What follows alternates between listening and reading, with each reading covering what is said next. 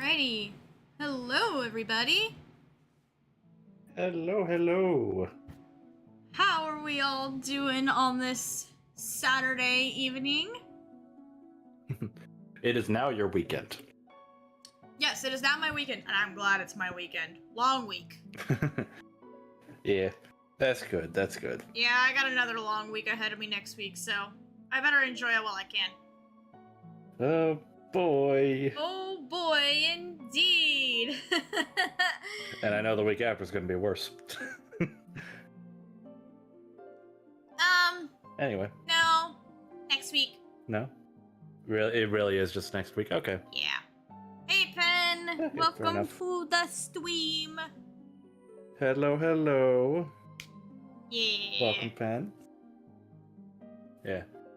I've had a bit of a quiet day, but it's time for that to change. Oh yeah, we get to talk a lot. Yes, we get. You will be hearing, I estimate, about an hour and a half of yapping, but maybe longer. From the both of us, yeah. Yes. Yeah.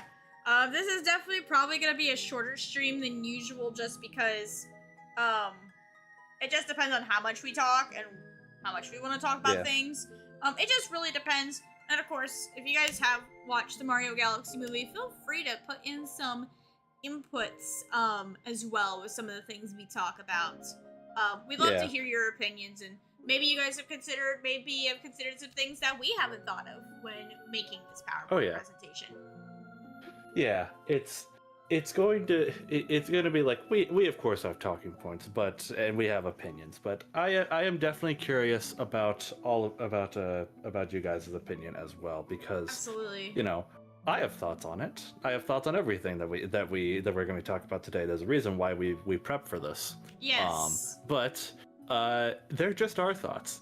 You can only see here my thoughts and C's thoughts. Mm-hmm. I'm curious what you guys have to say on these things. Oh yeah, absolutely. And of course, to kind of help hone in that Mario Galaxy theming, I got Mario Galaxy music playing in the background. Yo, Mario Galaxy 2? No, this is music from Galaxy 2. You can ask Galaxy 3. No, unfortunately not. No, unfortunately not again. But hey, so Galaxy far that 2 only music. exists in my. So far, Galaxy 3 only exists in my dreams. I do still think that there's a non-zero chance that the next 3D Mario could be another Galaxy game, or like something of that level. That is a theory we don't have. know yet. We don't know yet. That'd be awesome. I would love it, but we'll see. Yep. All right. I got shall water. we get into it? I got my soda. Are we ready to yap? Galaxy 4 when Galaxy 4, but what about 3? We gotta have 3 first. Galaxy 4 coming in the year 2100.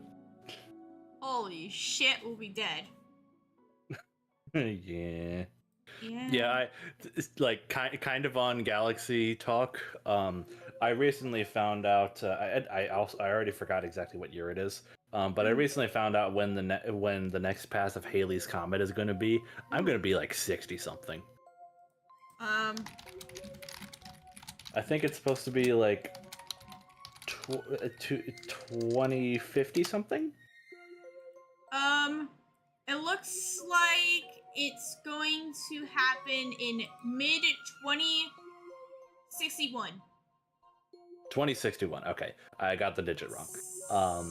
Yeah. So yeah, I'm gonna be in my 60s when Halley's Comet comes by. When Halley's Comet comes by again. But hey. Oh my god. Yeah, that's something I found out recently. Yeah, I just hope we live long. Skip to 4. I just hope we live long enough to see that, because that's kind of a once in a lifetime thing. Oh yeah, that absolutely is once in a lifetime. I believe it's an 84-year cycle. Mm-hmm. Yeah, that'd be awesome. Because I know the last time it did it was in 86, so when our parents were younger. Yeah. Also, hello, Alessandro. I believe we've seen you before. Yeah. Galaxy 2 was fun. It was as fun as the original movie. I assume you mean like Galaxy movie was as fun as the first movie. Yeah, fair opinion.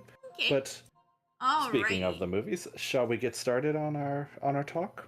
Yes, and let me screenshot the PowerPoint presentation with you because I mean, I've got it pulled up in another tab. Oh, you don't have to do that. You do? Okay. Yeah. Okay. Yeah, I've got it pulled up myself. I've got the original, the original thing itself. Okay. I'll be in my 60s if that movie releases. No, we're talking about Halley's Comet. Yeah, we were talking about Halley's Comet for a sec. That's all. Yeah. Anyways, hey, here is our wonderful Super Mario Galaxy movie discussion PowerPoint made by me and James in a week. No, it took us long. Well, okay, no, we had more than a week to do it, but like it actually did pretty much do it in a week. Yeah. I mean, that kind of also helps. I have experience with this, but yeah, we made Ladies and gentlemen, do not procrastinate. Yes. Well, okay. To be honest, I've been busy. We've both been busy. We have been busy, yes, but I'm glad we got it. I'm glad we got this done. Like we got this done like a few days ago. Like we got this done early. Yep. Alrighty. First things first, before we get into our discussion, this entire stream is going to have major spoilers for the entire movie. If you have not seen this movie and you plan to watch it still, turn away now. Usually, we are not holding anything back. Yep, we are leaving no stone unturned here. Usually I do not disencourage this kind of behavior, but since this is a still very recent movie, I am telling you, we are going to spoil the movie like nobody's business. So if you still want to see it and be surprised, click off the video or save this for later. Save this for later if you want to see our opinions. Yeah, if you want to. I will say, if you have not seen it, I do think it is definitely worth a watch. Yes. Whether you see it on a streaming service or in theaters, or if you end up buying a physical copy, that is good. I think it is worth one watch at least. Yes, absolutely. Anything from there, that's your decision. Anything beyond that, that's your decision. But if you want like general non-spoiler opinions on this movie, we both think this is good. This is a good movie. Yeah, definitely worth your time. It is a good movie. Yeah, it is a good movie. Worth a watch. Anyway, we have our pinned comment saying, "Hey guys, spoilers." We have the stream title saying, "Hey guys, spoilers." At this point, if you're still here, you better be willing to listen to spoilers. Yep. I'm just gonna say this, guys. There's no excuse tonight. There is no excuse. At that point, all right. If you're here and you're like, "Oh, I got spoiled," I'm just saying that's on you. Yeah. Anyways. All right, guys. Spoiler time is starting now. So let's get started with our first impressions. So basically, how did we feel going into this movie? The lead up to this movie, essentially. Where the hype. Where have we started? Yeah. Where's the hype cycle been? If you've been watching our streams for a little bit, then you probably know because we talked extensively about it while Steve was playing Mario Galaxy. Yep. Which, by the way, go check out that playthrough of Mario Galaxy. That was super fun. It was super fun. We had a lot of amazing clips. I wish we could make more. Thank you, YouTube. Fuck you, YouTube! All right, so should I talk about my history with Mario first, or should I want to? lead it? Yeah, I'll go first. I'll let you take the reins because I've been kind of sailing this crazy train for a little bit. Yeah, so of the two of us, I'm the one who more so grew up with the series. In fact, I hold the first Mario Galaxy game in such high regard that I went into the full story during the Mario Galaxy playthrough, but Mario Galaxy 1 was the game that sold me on all other video games I've played since. It was the game that made me a gamer. I mince no words in saying that. I'd played a couple other games beforehand. Like I had a Wii a little bit before it, so I played like Wii Sports. I'd also been introduced to Mario Kart at that point, and a few other smaller games. But that was the game where I saw like what the quality of a single player experience could be, and it absolutely blew me away. and I've been a lifelong Mario fan since. I've played. I think at this point I've played every one of his main series releases. I think, except maybe the Wario games. I don't know if those would count, but they are 2D platformers technically in the Mario series. But that's the only exception. In the larger, I've played basically every Mario Mario game series, since. the Mario umbrella. Yeah. How about you, C? So I didn't grow up with Mario like James, which is funny because we're around the same age. It is, if I was introduced to things a little earlier in life, it is very possible I could have grown up with Mario Galaxy as well. But I did not. I grew up with Kirby and Pokemon and a little bit of Sonic. Mario just didn't interest me or appeal to me. And then later in life, I started playing some Mario. It's not my bread and butter, but I definitely am fine like picking up and playing a Mario game every now and then. Just if I want something fun to play, just turn my brain off, just have a good time. Yeah. You may not have grown up with it, but you still respect it, it seems. Yeah, absolutely. It's kind of funny that you give that perspective, because I said this back when I played Sonic Generations. I hold about the same opinion of the Sonic series. That was the reverse. Because I don't really follow it too closely, but I respect what it's able to do. I used to follow Sonic super closely, but now I'm kind of like taking a backseat on that, just because the quality has been so all over the place within the last 2 decades. That is fair. Yeah, like there's still good Sonic games. Yeah, there's still good Sonic games, but Mario I think has more consistent quality. It's just more I haven't really dived deep. I've played some of the 3D games, but not all of them. Because there are still some patches in my Mario history. Yeah.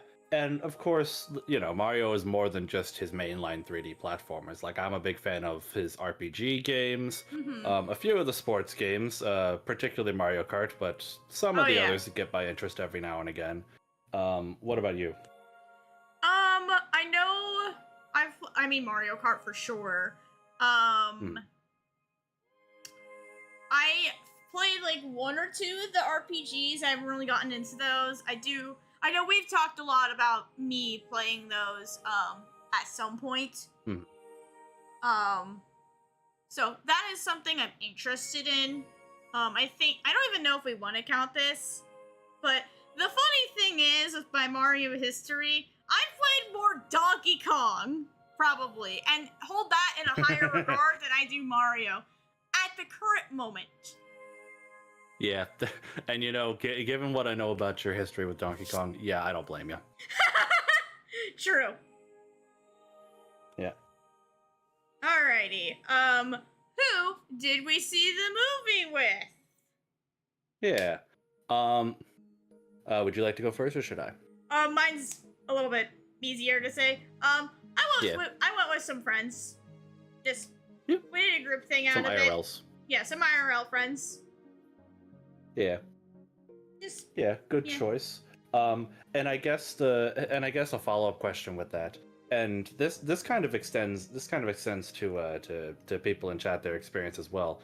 Did any of your friends also have a decent amount of Mario history? So one of my friends, who actually was the guy who loaned me his copy of 3D All-Stars, so I could play Galaxy in the first place, Derek, he's popped up a few times in the chat. He loves Mario, like one of his favorite games is Mario 64. So, there's that. I think his best friend also came with us. He's been in chat before. I don't remember what his Mario history is, but I know he's a bit of a nerd like me and him. And then I think 2 other people went with us. I don't really know them. One of them, I think, was a nerd, but the other one was just kind of like, I don't know what the fuck is going on. Yeah. So you had the 4 nerds, and then the one that joined us just for the sake of, hey, you know, the outlier.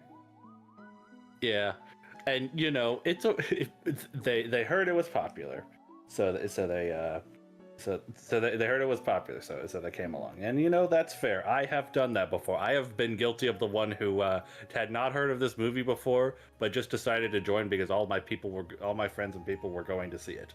That happened with Project Hail Mary recently. Actually, really liked that movie. I didn't see it.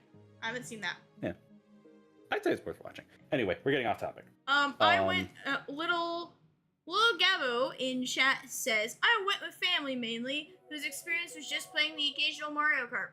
Okay, fair. Ah, I know interesting. I know a lot of people from what I've spoken to over the years, their main Mario knowledge is just like, oh yeah, we've played Mario Kart growing up. Not really anything beyond that. Yeah, it's funny. If Mario was limited to just his platforming games, it would be a much smaller, less recognizable series. But he's mostly known, in the public zeitgeist, for a combination of Mario Party and Mario Kart, because those two are the popular multiplayer franchises that he's in. Right. And I don't blame you, little Gabo. I still hope that you enjoyed the movie. Mm-hmm. Yeah. As for me, I went with a group of my family. There were 4 people total. Two of us are huge Mario fans. Me and my younger cousin, and the other 2 know very little about Mario. Those being my little sister, love her dearly. Her favorite character ever is Rosalina. She of course wanted to see the movie. And then my mom, who was just kind of there. Yeah, I guess she enjoyed the first movie, and she enjoyed the second one. She just kind of wanted to come with. Yeah, she just kind of wanted to come with. Okay, that's fair. Yeah. I'm still super surprised they went with Galaxy for the movie. It's one of my favorite games ever made. I know a ton of people that hold this game in high regard, so I am not surprised in the slightest that they did this. Yeah, I'm not surprised either. That nostalgia is a 20-year cycle, and Mario Galaxy 1 is almost 20 years old, so it's the perfect time for it. I'm not surprised they did it. Well, plus also, this came right around the time of Mario's 40th, so. Oh, absolutely, yeah. Yeah, they were doing this part of the anniversary celebrations. Yeah. And then Alessandro says, my first ever Mario game I played was Mario Advance. I assume that's Mario Advance 1 on Game Boy Advance. All right, interesting pick. Ooh, cool. All right. Yeah. Final question on this slide. Yeah. When were we sold on the movie? Kind of getting into what we were talking, getting into what Lil Gabo was saying. You could probably guess. I was sold on this movie on the title drop. I was very interested when they told us, okay, this is the Mario Galaxy movie. I was like, okay, I just played this game for the first time last year. I enjoyed it. Okay, this will be interesting. And then we got a trailer, and then we got to see Rosalina, and I really like Rosalina. She's one of my favorites, and I saw her in the trailer. I was like, okay, I gotta fucking see this movie right now. I need this. That's when I was sold on this movie, was Rosalina. Oh, yeah. And we'll get into more in that, as well as Gabo's comment later on when we talk about individual characters. Yep, we're not going to ignore that comment. Just know we'll talk about it. Yeah, we'll save what you said for later. Yep. Alright, time for animation and soundtrack. We're not going to talk too much about this one, since this is kind of smaller potatoes. Yeah, I just have a couple notes that I'd like to say. I'm not sure if you said this, if you would say the same thing. Okay. But I gotta say, I'm very glad that Illumination made the choice to have. I don't think. Correct me if I'm wrong. I don't think there was a single licensed song in the movie. Besides Peaches. And Peaches was created for the first Mario movie, so that barely counts. Yeah. Hi, Galax. Hello, Galax. Good to see you. Good to see you. Glad you could catch us. But yeah, I'm just very glad that they moved away from the licensed sound, because I'm not gonna lie, that was one of my least favorite parts of the first Mario movie. I mean, that's also something that Illumination is known for doing too. Yeah, Illumination kind of does do that a lot in their movies, just in general. Like, there are a lot of movies that they've made that I like. I don't know why, but the only one that's coming to mind right now is Despicable Me 1. But I know there's more. That's But probably one of their yeah, best. that's something. Yeah, that's something they're definitely guilty of, and I'm glad that they were reined in for this one, unlike the first movie. Mhm. The one licensed theme was in the Yoshi montage, which it did kind of fit. I don't remember what song that was, if that was the case. I don't either. Yeah, I know what scene you're talking about, though. And I don't know if you had any notes on the animation, other than just looked very good. I agree with you. Just really good. Yeah, I'm not really much of an animation nerd, Yeah. but I do If it like my was, movies like- well animated. If it was like 2D animation, I'd probably say something different. 3D, it's a little bit of a different ballpark for me. But I can still appreciate it. I will definitely say the bar was risen with this one. Oh yeah. I don't know the name. I don't listen to a lot of songs, so I don't usually recognize the names. That's Okay, fair. that's fair. Again, I don't know if C saw it multiple times, but I've only seen the movie once. I've only seen it once. Yeah, I'd have to see it again to like be sure there's no licensed songs, like because I'm not 100% certain that I didn't recognize any, unlike in the first movie where it kind of took me out of a couple scenes.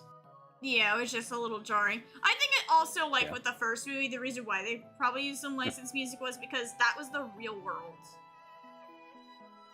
Yeah, the first movie had the job of drawing people into the Mario universe, which this movie didn't really have to do because Right. it was known to be a sequel. Yes. Yeah. All right. All right. Time for the cast. And Yeah. cast and story. This is gonna get a little odd. James, you were kind of the one that pioneered this, so I'll let you explain how this section is gonna work. Yeah. So from here, we're gonna kind of talk about the movie itself. Let me back up a bit. The movie itself, very. Oh my god, this character-focused. song playing at this time right now is perfect. I assume it's Comet Observatory. No, it's the storybook theme, Luma. Oh, nice. Well, okay, I'll lower my voice then. So the way how this is gonna work, we've kind of the movie's very character focused. So we're gonna talk about each individual character and their major scenes as they appear in the movie. We're gonna try to keep it in scene order, but there'll be a couple times when we kind of go out of order. When we get to Yoshi, that'll be a big one. But we're gonna try to keep things in movie order, starting with the big title and promise character, Rosalina. So, first of all, her VA. How do you think Brie Larson did? I think she did really well as Rosalina. Yeah, She and I would definitely agree. gave off like the motherly feel, the protective mother. And Which is really interesting so because I did not. glad. Oh yeah. I'm so glad they did that. It surprised me a lot with that characterization. I'm like, they knew what they were doing with her, and also I think it also helps. Brie Larson has also said she is a Nintendo fan. Oh yeah, she's in so many. She's used that being a well-known Nintendo fan to get herself into some marketing material for Nintendo. I think she was in like one of the major Switch 1 ads. I don't remember which one, but yeah, I gotta say, I was not expecting her to pull it off so well. Like, I knew she was like very talented. Oh but yeah. I didn't expect like the softer tone from her, because I'm gonna be real, I basically only know her as Captain Marvel. Yeah, which she is does a very good job at that. Which is a very different role. Oh yeah, very different. She does a very good job at that, and of course she's been in other movies that I know, like Scott Pilgrim. I know she was in there. Yes, yes. But I really like this might be her new movie. Yeah, this might be her new standout role to me. We'll talk a little bit more on that. But talking about her individual scenes, like we mentioned her being well characterized as a mother. How'd you like that first scene with her in the Comet Observatory? I legit was like freaking out when I heard the music. Because they nailed the music, they nailed the whole thing. I was freaking out. I wanted to cry. So I was like, oh my god, oh my god, oh my god! Again, at the time, when I was watching this movie, we were still streaming Mario Galaxy. So everything with the game was very fresh in my mind. Yeah. It's a shame that we didn't do the storybook until the very end, so you didn't get to see that part again, but oh well. Yeah, but that's like one of the most iconic parts of the game. Of course, of course. I do still find it hilarious that Miyamoto almost had it cut from the game. Damn, that would have been a big disservice to the game to have the storybook cut from the game. Yeah. Which, to the point where I feel like they realized that was a big part because they added a storybook to Galaxy 2's port on the Switch. Which, by the way, for that storybook and the backstory of Rosalina, thank Koizumi for that. Because he was the director for the original game. Yeah. Yep. Which, by the way, well done. He also worked on the story for Link's Awakening. Oh yeah, that's right. Yeah, we talked about that. Yeah. Yeah. But yeah, I gotta say that first scene set a very high bar. Oh yes, for it the did. rest of the movie. We'll talk about whether it cleared that later, but like that is the perfect opening that this movie could have had. Absolutely, it knew what it needed to do, and I think it did it really well. Now, as we continue talking onward, so first of all, I think we can kind of answer our third question very quickly. Does this feel like a good incarnation of Rosalina? I'm pretty sure we can just very clearly say yes. Yes, absolutely. Yeah, what we saw, this was definitely her. Now let's talk about how much we saw. Yeah, because I think little Gabbo brought that up, so we're gonna talk a little bit about that, but we're gonna save a little bit of it for later in the discussion. So, but we'll put a pin in this for later. Still, it's worth talking, worth just addressing what Gabbo said, and yeah, I do definitely agree. I don't want to say that they dropped the ball with this because no, I don't think they dropped the ball with the movie as a whole. But this is definitely one thing that could have been. This is definitely one thing that could have been better. I wish that there was more of Rosalina. Absolutely. I get it. She was captured, and people had the same complaint about Luigi in the first movie, that he had so little impact on the story because he was just the damsel and being captured the whole time. Unfortunately, Rosalina has the same problem here. Also, hello Smasa, welcome to the stream. Hello Smasa, good to see ya. Yep. But I absolutely agree. It sucks because you get to see how powerful of a being Rosalina is, and then she gets captured, and I'm just like, God damn it, man. You had this awesome thing going, and then you just throw it away. Yeah. I'll give him credit, at least like at least at the end, seeing her again made like the wait worth it. Like you knew you knew that eventually it was going to build up to seeing her again, but I do wish that there was more to her. Like maybe she'd try to escape or something like that, or send messages a la Peach in Mario Galaxy 1 and 2. Now that I think about it. But yeah, that is definitely a flaw with the movie that I agree with. I wish there was more of her. What they had of her though was spectacular though. Any moment she was on screen was spectacular. Oh yeah, absolutely. And again, we'll talk about the big lore thing in a little bit. So we're gonna put a pin in this conversation. Yeah. Rebel says she has such a perfect, cozy, motherly vibe. Oh, yeah. I agree. She does it so well. Oh, yeah.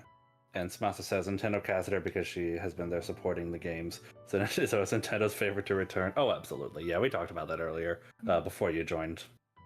Like a little bit, yeah. Alright. Oh. Yeah. Alright. It's time for Mario! Ah, yes, the man in red himself. I almost said green. Shit. I know we like Luigi! I love But Luigi, but he's later. Not yet. But Yeah. God, the fact that he's voiced by Chris Pratt still takes me out. It's me, Mario. I love jumping on Koopas. On the Koopas. Oh jeez, I'm glad that they kept the same voice, so it's not jarring between movies. But like, I criticized the Chris Pratt choice from day one on the first movie, so Yeah. Plus, okay, it's Illumination. Mm-hmm. It is well. I mean, Illumination still does like generally good voice casting. Like again, Steve Carell's Gru. I mentioned that before. Oh yeah. But still, you get what I mean, though, when I say that. I get what you mean. Yeah. So, but what do you think of Mario? I think he was a lot better in this film than the past one.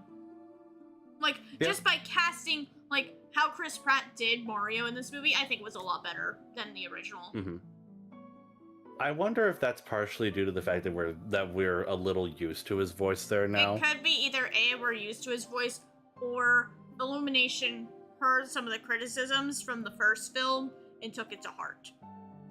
Yeah. Yeah, I would say that they definitely at least listen to the criticisms. Whether they learn from it is another question. Yeah. But Mario himself, I think, pretty good. I also like the fact that we had multiple main protagonists, because we'll talk about the others later. So Mario had more people to bounce off of than just Peach, and not gonna lie, some of the Mario and Peach, kind of getting into the last topic on the slide, some of the Mario and Peach dialogue is a little stilted, because they have the whole will they won't they relationship dynamic right now. Yeah. Yeah, but Mario's dynamic with the other main characters, Yoshi and Luigi, spectacular, perfect. Mm-hmm. I think it's Galax says it's definitely just overall better voice direction. Oh yeah. I think everybody involved that was returning did a lot better here than they did the first film. But again, it could also be they're now used to those roles. Yeah, I think it's a little bit of both. And yeah, voice direction is incredibly important. Xenoblade fans know that well. Look at Xenoblade 2. Oh yeah. Tell me about that. Gabo says, it did feel like Chris was trying to do the more typical Mario accent compared to the more Brooklyn/old 90 Mario's cartoon-esque voice in the first movie. Yeah. He's trying his own thing. And I can respect that.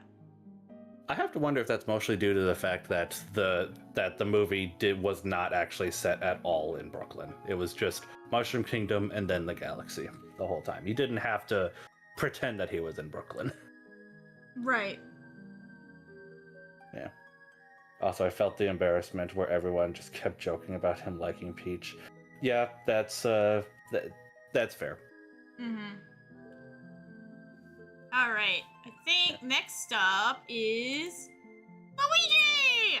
The man in green himself. Yes, now and you one can of my actually other say favorite Mario characters. Yes, one of my favorites too. Yes, the man in green. Yes. So, first of all, his voice actor. What do you think of Charlie Day? Oh yeah, does an amazing job as Luigi. I'm so glad we got to hear more of him as Luigi here, and that Luigi got just more screen time in general. I would kind of hope that maybe Rosalina gets the same thing in the third Mario movie, but I kind of doubt she's going to be as big of a main character as, as good old Luigi, unfortunately. For reasons we'll talk about later. That said, though, while I will criticize the Chris Pratt choice for Mario, Charlie Day's Luigi is perfect casting. Oh yeah. 100%. Oh yeah.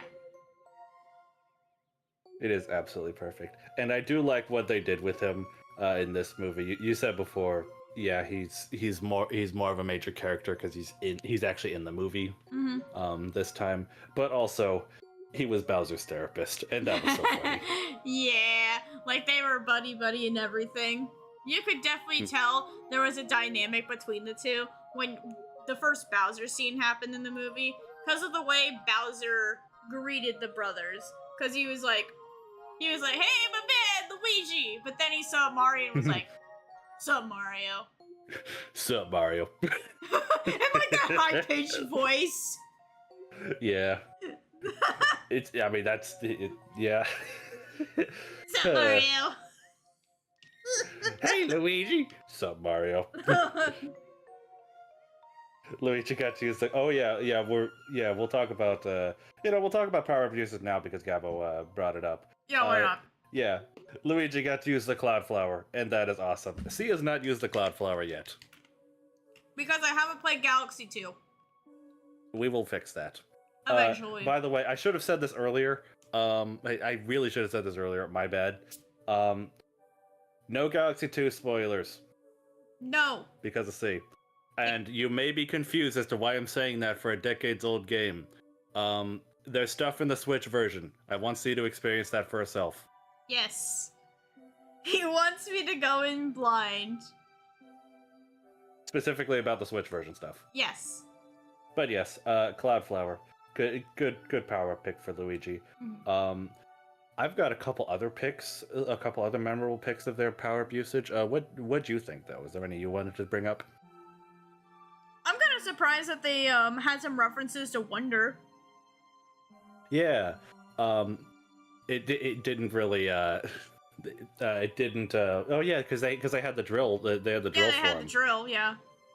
And also, like, we'll talk about Bowser Jr. later. He's got his own slide on this, but Junior having his Wonder form just from the start was so cool. I did not expect that until I saw the one trailer revealing him. Oh yeah. Yeah. I don't even know what the Switch version adds to Galaxy 2. I've only played the Wii version. I'll tell you what C knows. They added a storybook. That is all I'm telling you. Yep. But yes, back to power-up usage. They did add stuff from Wonder, which makes sense. Recent game, especially because the Switch 2 upgrade released like weeks before the movie did. Oh yeah, like a week or two beforehand. They were very close. Yeah, I've got one more standout power-up, but I don't know if you had any more you wanted to talk about. Not off the top of my head, really. They're just kind of like, oh, okay. The one I wanted to talk about was the one power-up that I think was consistently underused in the game, singular, and that is the Flying Mario power. Oh yeah, yep. I feel like it got a better spotlight in this movie than it ever got in the game. That's hilarious. That is absolutely hilarious, but when I saw that, I was like, please, God, do something more with this than they do in the actual game. And they did. Yes, so I'll they take did. it. I will take it. Correct me if I'm wrong, somebody in chat who might be more knowledgeable about this. It was the Flying Mario power was never used in Galaxy 2, but I think it's still in the game's code. So, like, I think they may have planned to use it at one point in time, but they didn't. I think I'd have to double check on that. Mm-hmm. But yeah, I wish that the Flying Mario was used better. And Wing Cap Mario does not count. That's not the same. That's not the same. No. Did we want to talk about the Knee of Justice? It was just funny to see that. I get that it was spoiled in a trailer, but it was still hilarious. All right. Captain Falcon may not be in the movie, but his meme is. Hey, that's good. All right, next character, Yoshi, one of our other new characters in this game, or not this game, movie. Jeez. In this movie, yes. It's been a long day, guys. I'm sorry. Real quick, Gabo said, "I'm kind of sad they used the new Super Mario Bros. Version of the Ice Flower instead of the Galaxy 1 thing." I kind of understand why, because I think the new Super Mario Bros. Version is a little more prevalent, because that version's been in the sports games as well. Mm-hmm. You've been Luigi'd. Yeah. Yoshi was so adorable. Yeah, so our little friendly dinosaur. How did we think of Donald Glover's voice performance? 10 out of 10. 10 out of 10. I agree 100%. The man had exactly one line in the whole movie. And you know what? He pulled it off great. Yep. Yep. Yoshi has such a cute voice. Oh yeah. And to be honest, Donald Glover did a great job. Yes. Yes. I know we're kind of Yoshi. memeing. We're kind of memeing on this, but seriously, he was really able to take that one line and put so much emotion behind it. Oh yeah. It. Again, we're memeing, but we know in reality, there's multiple voice clips and stuff, and of course a few different fight scenes and stuff for Yoshi. But gotta say, while Rosalina didn't really get much screen time, and yeah, that's still a critique I've got, Yoshi stole the show. Oh yeah, Yoshi got a ton of time in the spotlight. If you're a Yoshi fan, you ate good with this movie. Oh yeah. Yeah, so if you guys like the Tax Evader, you ate good. Which, by the way, I can say this now, because we're talking about spoilers, so I love the part where they're like, okay, so how did he get here? And then it just basically explains, oh yeah, he somehow ended up in the real world. Decided to explore a little bit. Broke the freaking T-Rex from Night at the Museum, by the way. Yep. And then literally ran back to the Mushroom Kingdom because he is a literal freaking enemy of the state. So they literally took the meme. They literally took the meme of him being a tax evader and ran with it. In a different way. But still. Remember, Yoshi, according to that lore, Yoshi was canonically born in the United States of America. That means that he's a U.S. citizen. That means he's subjected to U.S. tax law. So yes, by escaping to the Mushroom Kingdom, Yoshi is evading taxes. It is absolutely perfect, and I know that it's probably not intentional. They just wanted to do it for the funnies. They got the funny. They got the funny haha. Though but, I feel like man, the it's people hilarious. who make the Mario movies aren't as in tune with the community jokes as the people who make the Sonic movies are. So it could have been. That's true. It could have been non-intentional, and people might have seen it that way. Or they could have thrown us a bone. I don't know, but they seem... I don't want to say, the people behind this film, it felt more corporate, I guess. Unless... I will say, that's just Illumination in general. Yeah, it's just Illumination in general.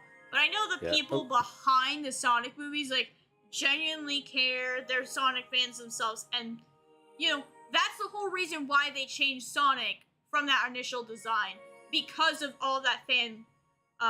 flashback from that. Yeah. Because they're like, we're Sonic fans too. We want to make something good for you guys. We will take your advice and go back to the drawing board. Yeah.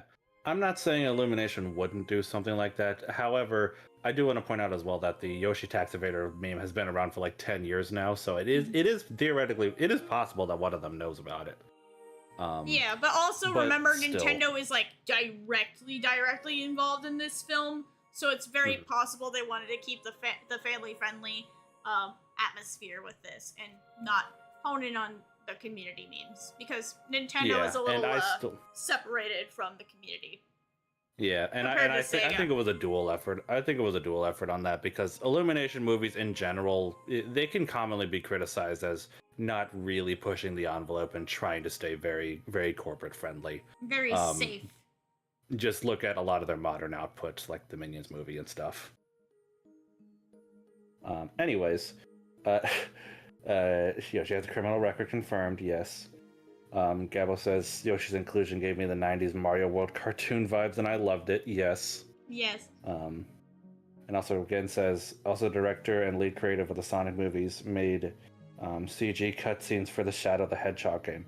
Oh, I did not actually know that. That is actually a really cool fun fact. I don't think children understand taxes anyway. They know memes. They know memes. Yeah, they do know memes. But yeah, stellar introduction scene. And how did you think about Yoshi's dynamic with the bros? I think it was good, but I know there definitely was some issues with him and Toad. We'll get to that more when we get to Toad's slide here in a little bit. But definitely it was pushing for the whole new guy on the block thing going on. Yeah.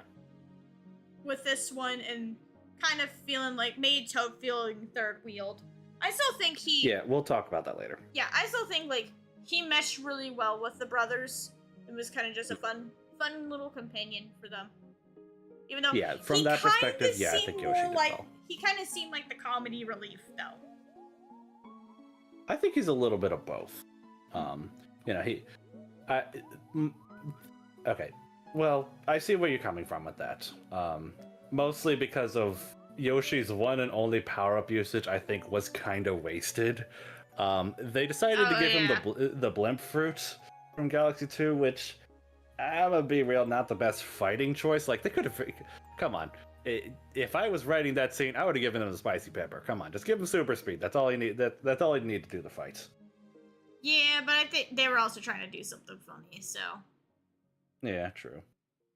Gabba says, part of me wonders what goes on between Illumination and Nintendo, since apparently it was going to be World, but Chris, the Illumination guy, was the one who suggested the idea of incorporating Galaxy. Okay. I'd have to hear more developer interviews then. Yeah, that's something we might have to look into. Yeah, I haven't really done much research into that area. But, anyways, did we want to talk about, the big scene with Yoshi? His shining moment. Mm-hmm. Yeah, what'd you think of that? I thought it was alright. I don't want to say it's filler, because I know some people said it was filler. It wasn't something I was, like, super duper interested in, to be honest with you. I think it was still, like, a low point in the movie for me. But I think for Yoshi's character and his chemistry with Toad and kind of getting that situated, I think it was still very important. Be like, hey, the brothers are down, they can't really do anything. What are we gonna do? Even though Yoshi himself kind of created the problem. He kind of created the problem, but also he kind of solved the problem. But Yoshi's Island reference. Yeah. One thing I wish was more touched on with Yoshi and Toad's relationship, since it adds a decent rivalry between them, but since they're both separated for most of the movie, it's not really paid off. Yeah, and we'll get into that. We'll get into that. Yeah, we'll get into more of that, but just the scene by itself, I have frequently heard people say that the scene was just kind of unnecessary. And while it's a low point of the movie, I wouldn't necessarily say it's unnecessary because of exactly that. They were trying to. I do agree that the payoff could have been built up a little better, but that relationship between Yoshi and Toad was like the thing that helped the end of that scene work better. Not to mention the others were kind of down for the count too. It's the falling action after the first climax. That's how it goes. That's how this cycle goes. I forget exactly the whole journey, the whole like hero's journey thing, how each part of it goes. But like this is like part 4 before the final battle. Yeah, like we're in the second half of the movie at this point. We'll talk about more about Toad and Yoshi in a bit. All right. I don't remember what's next on here. Okay, Peach. Yeah. I like the Lumas, the Pikmin, and Rob. Don't worry, we'll definitely be talking about some of those fun cameos later in the second half of the PowerPoint presentation. But yes. Oh yeah, they're definitely going to be a part of this. We'll be talking about that. Yes. But yeah, hello, Peach. welcome. Yeah, welcome to the stream, Anthony. Yeah, Peach, how do we like Anya Taylor-Joy's performance? I think she did pretty good. She definitely has that confidence in her. Definitely, I respect this interpretation of Peach. This is definitely a version of Peach that takes more initiative in what's going on instead of being like, help me. And I like that. It's different. She's not. Yeah, I'm glad that she's never really been the damsel in distress. Well, this incarnation. That's a nice refresher because that's like one common Mario trope that I'm glad these movies are not doing. Mhm. Granted, they still have a damsel in distress, whether that damsel be Rosalina or Luigi, but I'm glad that Peach gets more time to shine in these movies, and I think she's done well. Mhm. Yeah. Absolutely. So we're gonna kind of rewind a little bit, back to the birthday festival because that's when she first shows up in the movie, a la beginning of Mario Galaxy 1. Which, of course, hit me right in the nostalgia field. Let's be honest here. Yep. And I bet it did it for all you guys too. Mm-hmm. I remember not always really caring much for Peach, even though I like the game where she's playable. But the movies did kind of make her grow on me. Yeah, that's true. Yeah. Her being playable in Mario RPG was I think the biggest deviation of Peach going from damsel into actual party. While that is true, that did not become the norm after Mario RPG. We still had multiple console generations of her being captured. Yep, and multiple RPGs of that happening. Yep. Hey, at least she does something in some of the Paper Mario games. True, she does. Anyways. Even if she's being captured by somebody else. Yeah. But anyways.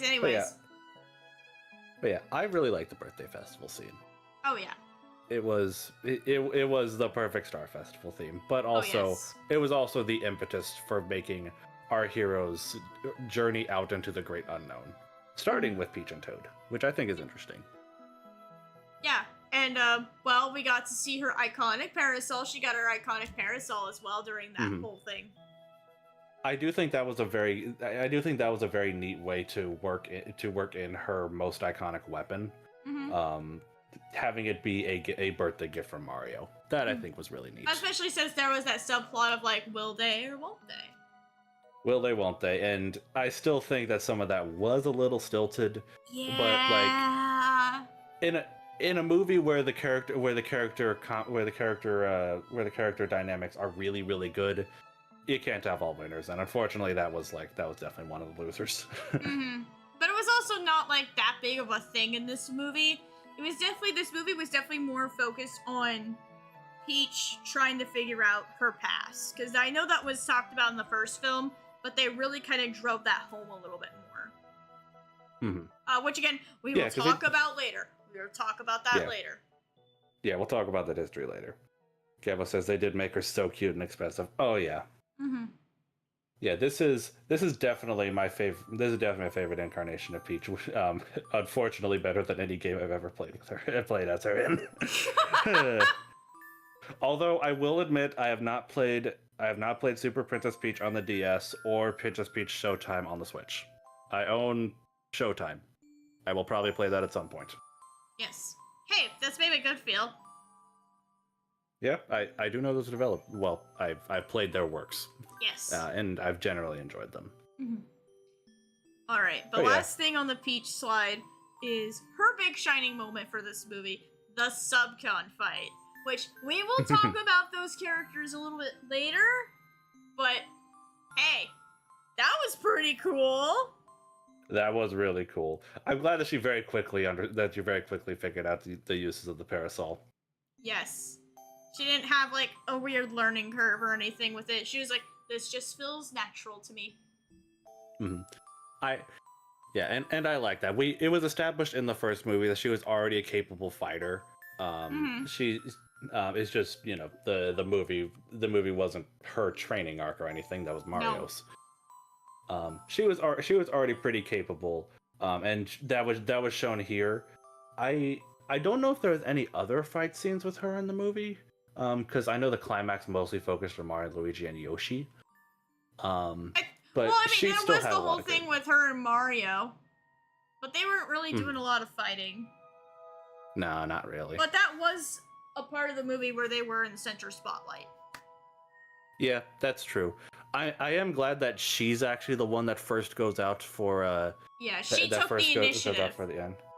Because not spoiling. Well, I mean, we're going to be spoiling things in this talk, but not getting ahead of myself here.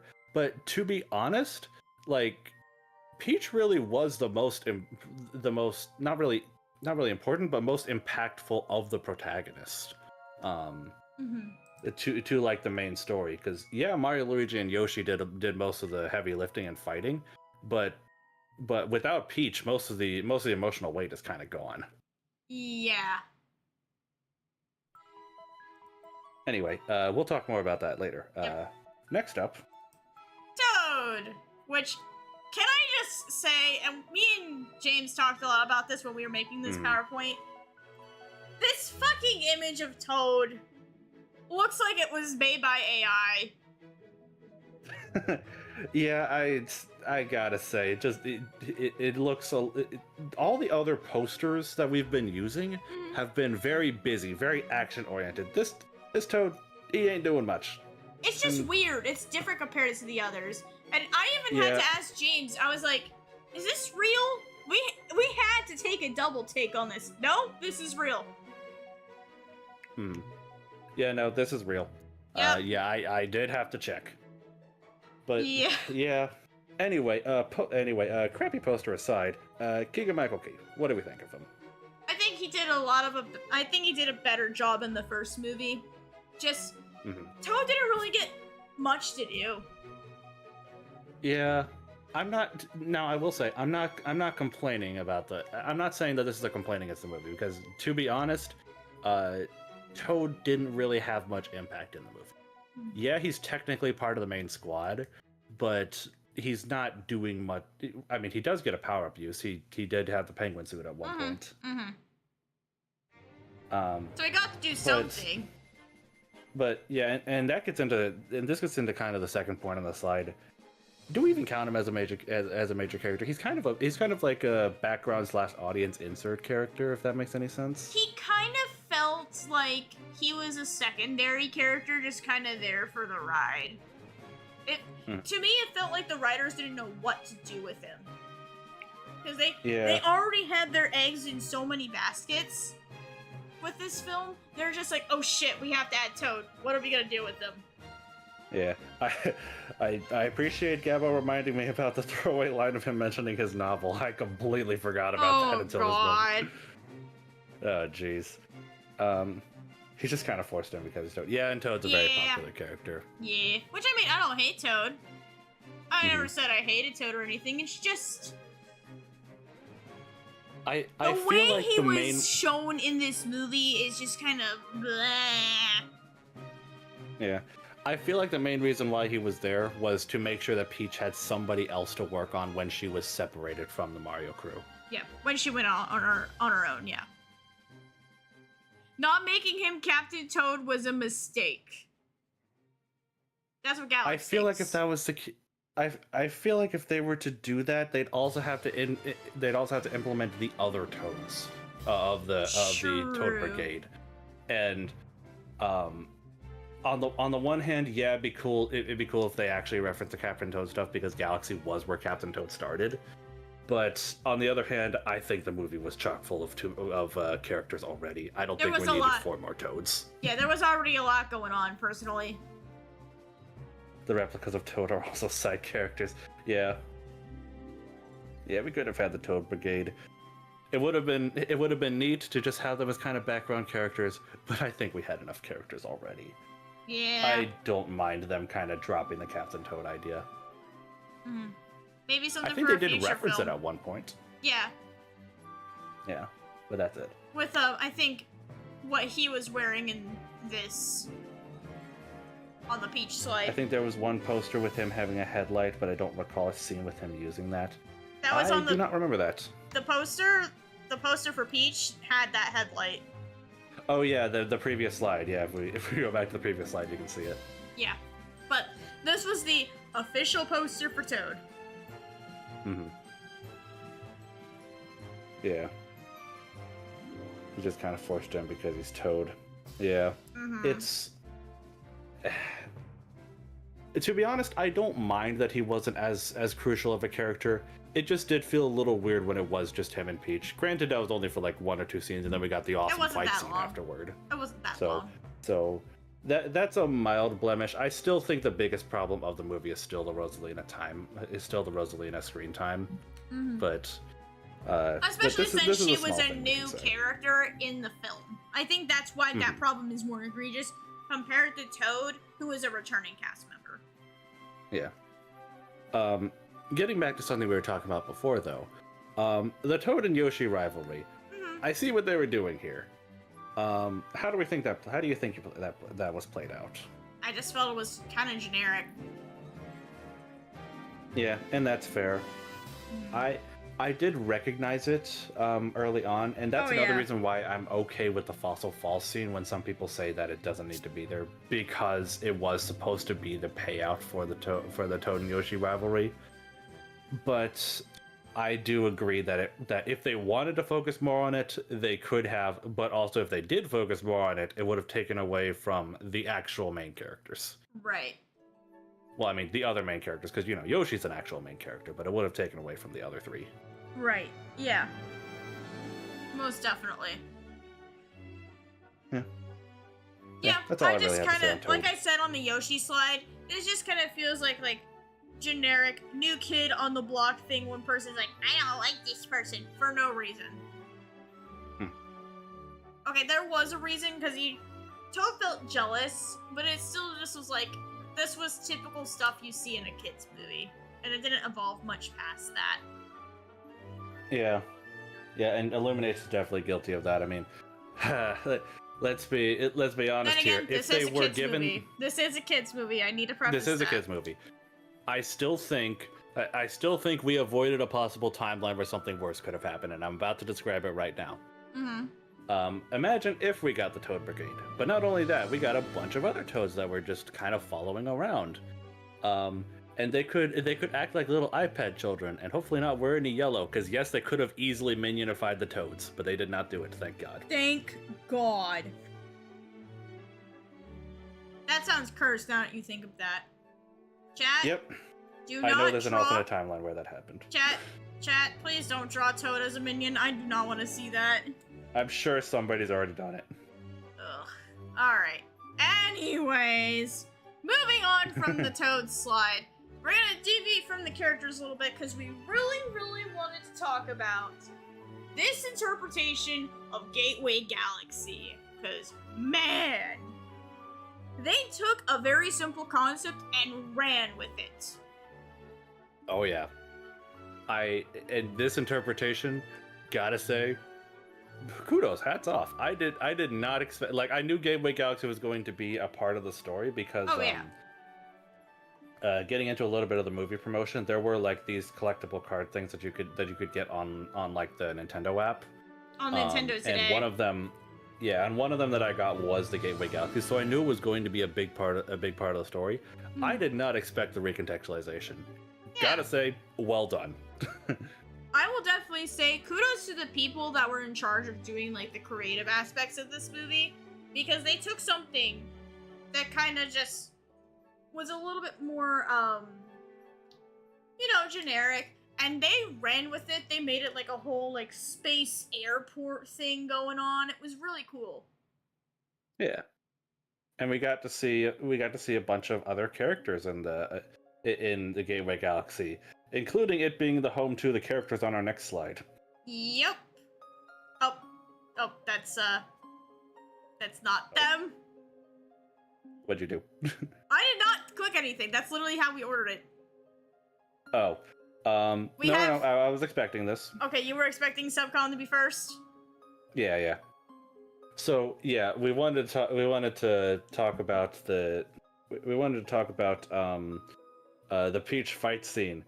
And granted, these guys were revealed early on in the marketing because of a promotional art, but very interesting choice for them to just not only be here, but also just be in the movie at all.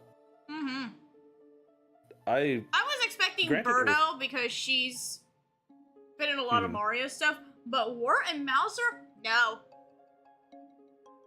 And not only that, but keeping Birdo as part of the Subcon army, back to her roots. Interesting. Yeah. I like what I like But what they did with this. But they also took some of the concepts of Mario 2 with like, the whole like the slot machines and stuff, and they ran with it. I just gotta say, Wart being like a mafioso boss of a gambling ring. I love that idea. Oh yeah. If they ever bring him back in a Mario game, I hope that he's just like a side villain that has a similar thing going on. It's like his new scheme. It's his newest scheme. Complete with Italian mafia boss accent. Yeah. Oh god, yeah. A la Godfather. You come to me on the day. Yeah, you come to me on the day my daughter's to be married. Or Sopranos. Or Sopranos. For those of you who know Sopranos. I actually have not seen Sopranos. That's one of my childhood shows. I wish Berta stuck around longer. Yeah, Berta's a very popular character. Unfortunately, she got like one scene and like 3 attacks. That's about it. Yeah. I wouldn't say it was a blink and you miss it, but definitely like she was underutilized. But I think it was also they were trying to keep her more to her roots in here. Mm-hmm. So that makes sense. I'm not gonna hold that against them. Yeah, no. She was not ever going to be a major character in this. She is just part of a greater thing in one singular scene. Mm-hmm. And that's fair. She did not have to be anything more. Absolutely. Okay. Gabba says, oddly enough, I think that scene had the most use of anti-gravity, which is pretty cool to see. That is true, yeah. Mm-hmm. There wasn't really that much of that in the movie. But that's okay because when you're on the big screen, I think you'd want to have a better view of just space as a whole, and also not give people motion sickness. True. Yeah. Because gotta say, my mom who's there in the movie. She's seen me play Mario Galaxy, and she gets motion sick when I do that. So that was definitely a concern. And thankfully, it was not something we had to worry about. Alright, so for our other references that were in the Gateway Galaxy, we got Rob in the Pikmin! Oh, yes. Yeah, these little guys. I think I accidentally segued to the Pikmin a little bit earlier. Earlier.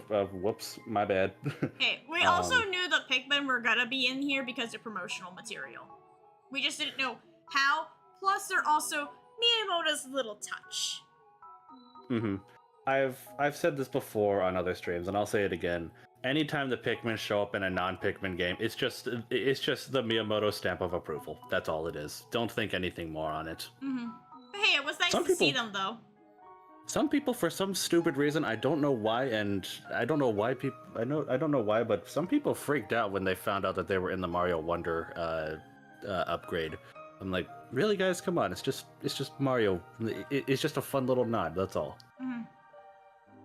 Blast of his kind stuck behind a desk now. Okay, I want to talk about the whole joke with Rob in this movie. Because Peach and Toad, I think at one point were like, "Hey, we need directions to the flight deck because we need to find someone that can take us somewhere." And then Rob was like, "Oh yeah, it's right over," and he took forever.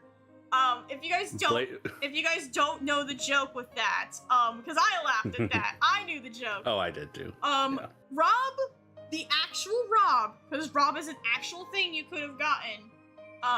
He was slow. He was very slow. Even for back then standards, he was slow.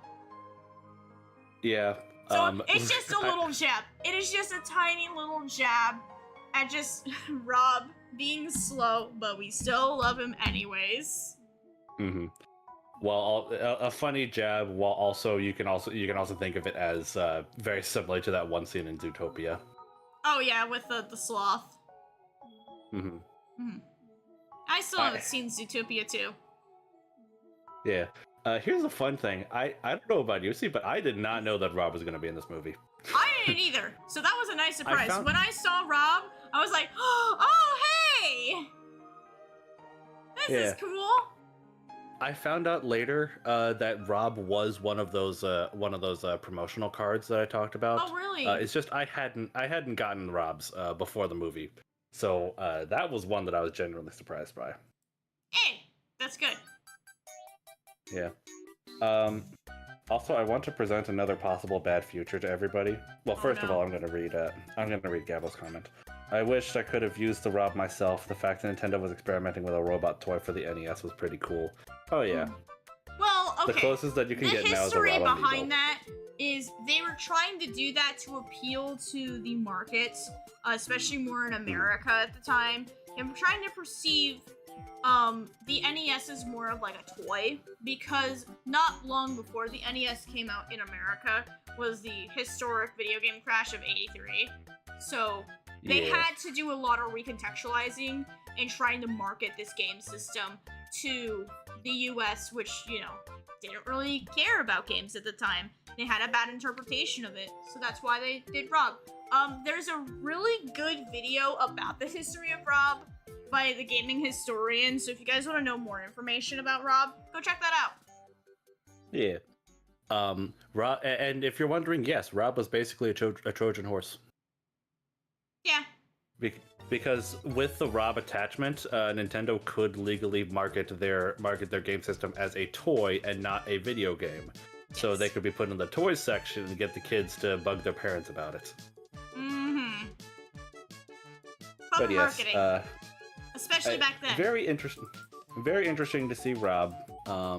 I was not expecting it. I did know about the Pikmin. I did know that they were there before. And I did want to unfortunately present people with a possible bad future that we might have to try and steer the ship to avoid. Mm-hmm. So, Illumination is going to make more movies with Nintendo. Let's be honest here, right? Yeah, that's going to happen. Mm-hmm. Not only upcoming projects like another Mario movie, but other things as well, I'm sure. There is a non-zero chance that we get a Pikmin movie in the future. And I'm just gonna say the Pikmin could very easily be minionified.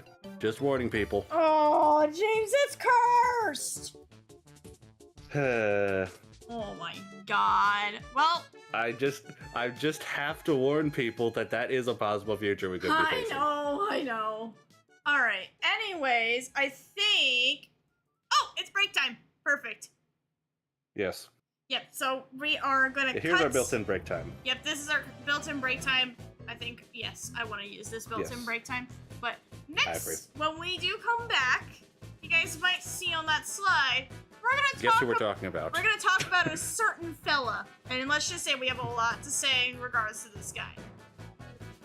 Yeah, guess who we're talking about when we get back. Alright. Yeah. We'll see you guys in a bit. What song is even playing right now?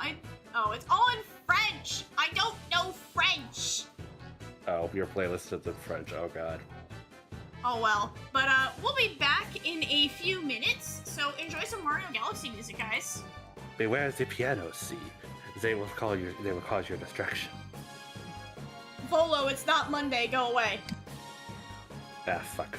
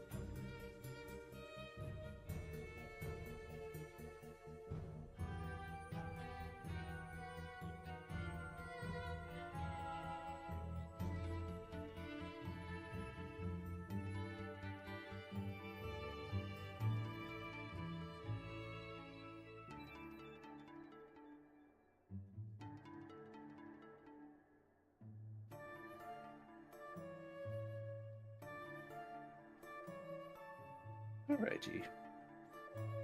I have returned. Hello. Hello. I have just learned a very disturbing fact thanks to Galax. What? There was a VeggieTales movie made by Illumination. I did not know that. What? Excuse I didn't know that. Oh God. Uh-huh.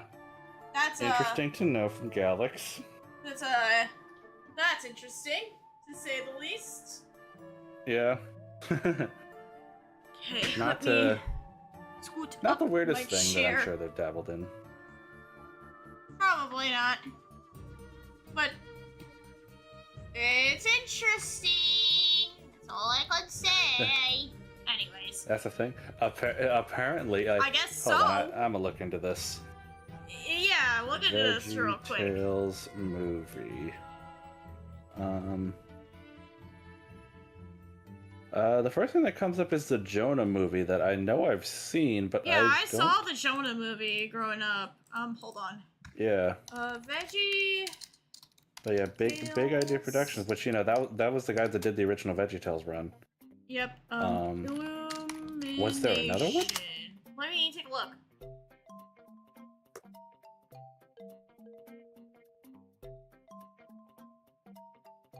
Oh, Galax, were you making a joke? Because, wait, hold up. No, I'm looking it up. I'm looking it up. I don't see anything. It's the Illumination is the name of their song, maybe? I don't know. But it definitely does not look like that was the case. Yeah. The term Illumination is like apparently a thing in like regarding the VeggieTales movie, but I don't think it has to do with the animation studio.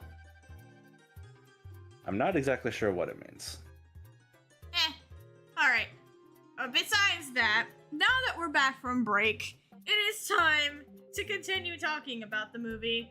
And we are jumping back by talking about Fox McCloud. Yeah. So, so this guy's in the movie. Again, yeah. we're doing whole spoilers on this. As for just his performance by Glenn Powell, what did you think?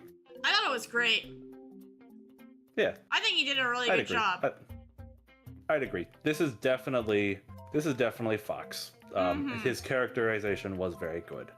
That being said, one thing that I know we both definitely take issue with, should Fox have been revealed before the launch of the movie? I know you and I agree on this. I say no. I think that ruined a really, really good surprise. Well, okay. I don't entirely agree, but on the base level, yes, I agree. Probably should not have been revealed. Mm-hmm. But I have been given a little bit of perspective on this when I brought this up with someone else. Mm-hmm. And basically the take was, and I did kind of explain this to you in private, but oh shoot, I accidentally closed out the PowerPoint. Whoops. We kind of need that. Yeah, I got it. I'm good. So the point that was levied to me. So the movie industry, in general, doesn't really have a good relationship with spoilers in general. Mm-hmm. For the reference to that, I point specifically to Avengers Endgame, where, yeah, the fact that no, I'm not going to spoil it. I'm not gonna do the same thing. There were big spoilers that were revealed for me before I watched that movie, and I was really hyped for that movie. And I know that was a big thing in general, to the point where Marvel Entertainment had to put out a statement saying, please don't spoil our new movie online. Mm-hmm. And yet people still did it. Because, of course. And not only that, but more importantly for this discussion, reviews put out spoilers for Avengers Endgame. Which I think is where this talk about Fox is more important. because before anybody in the public would have seen this movie, it would have gone to the critics, as we know, because the critics definitely panned this movie before it came out.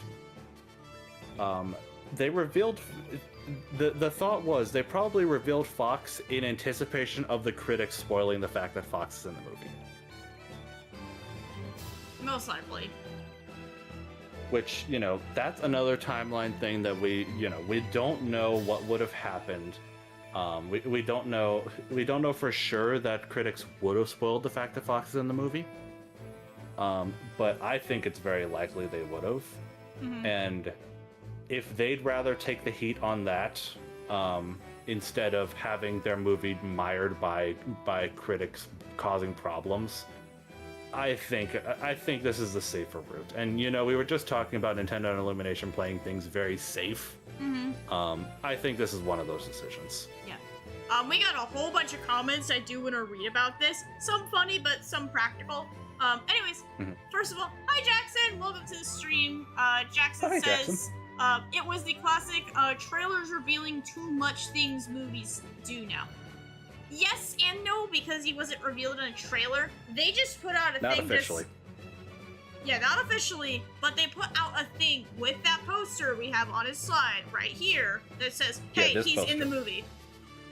Yeah, they basically put out a tweet, more or less. It wasn't. I don't think it was on Twitter actually, but a tweet where they just said, "Hey, look forward to seeing Fox McCloud in this movie," Which, and they just had this exact poster. Which, by the way, when I saw that, I was like, "Is this real?" Am I getting joshed? That's a very understandable reaction. Am I getting joshed right now? Which I wasn't. For the record. I will say though, because somebody did point this out. Apparently, Fox was technically revealed earlier. It's just it wasn't confirmed to be him because at one point there's like a zoom out of a scene in one of the early trailers that shows Fox's boot, and only diehard Star Fox fans could point out that really looks like Team Star Fox boot. Yeah, if you're like a super nerd. I love Penn's comment. Yeah, me neither. I love Penn's comment. Yes, my favorite Mario character next to Link and Samus. So glad he got more screen time than the character who originated from the Galaxy games. Yeah, that was the weird part. And then Galax said, it feels like it was 100% definitely supposed to be a shocker moment, but the marketing team had other plans. I will say, his introduction scene with the backstory and everything, even though I'm not a big fan of Star Fox, just being a Nintendo fan in general, kind of knowing the basics, I was like, damn, this is really cool. I kind of want them to do something with this. Like, the whole 80s, like, synthwave thing, I really wanted them to. Oh, yeah. I really wanted them to do Take it straight from 64. Well, I don't know if it was straight from 64, but it sounded like it was taken straight from 64. Like, definitely, like, that old retro time. Also, I appreciate Penn like joking that his favorite Mario characters are Link and Samus because they were both in Mario RPG. Oh yeah. Yeah. Yes, my favorite. Well, shit, I was about to joke about Gino, but he actually is only from Mario games, so never mind. Yeah. Anyways, I do like what Gabo said. I like how Mario meeting Fox looks like it's about to be a rivalry, but they just play it really cool. I'm so glad they didn't do the tired rival trope. Yeah. Because they very easily could have done that trope, and I'm so glad they didn't. And yeah, and you know, I do like how Fox was characterized how Fox was characterized in this movie, and he does bounce off well. Mostly with Peach, because most of his more like Galax emotional brings scenes up are a with good Peach. point. I'm glad they didn't have him fighting over Peach. Yes. Yeah, exactly no what Gabo love said. triangle. Because okay, also it would have been really weird. strange. It would have been really fucking strange. Still better than his design in his most recent appearance. Oh, we will talk We'll about get to that. We will We'll talk get about to that. I do appreciate though what the other thing that Gabo said. Wonder if they planned to make them rivals, but they didn't just want to redo Mario and Donkey Kong's arc. That is probably fair, because yeah, Fox does have the Donkey Kong role in this movie, in more ways than one. So, like for example, let's talk about his role in the film. He is the pilot that Peach and Toad are looking for And by the time they're ready, that's when Mario and crew meets up with them, and they all go together. How the heck? I was gonna ask how the heck they fit in the R-wing, but they retrofitted it in. It makes sense. Mm-hmm. Yeah, I like it. It to be honest, I was thinking that too. Until they're like, oh yeah, there's more seats. Yeah. Now, what do you think? I've told you about my thoughts on this already, but what do you think about his necessity to being in the film? If it wasn't, I think. Oh, that's a good question. Because there's two ways I see this. You got one. Would you like me to? You got one side of the coin that's like, if they wanted to stay strictly with Mario's stuff, then no, he could have been easily replaced. But I feel like they were trying to go for something a little different this time. Try to be, more creative. And again, I think this movie was also a celebration of Nintendo's history, hence some of the Easter eggs here. So I understand Fox's inclusion.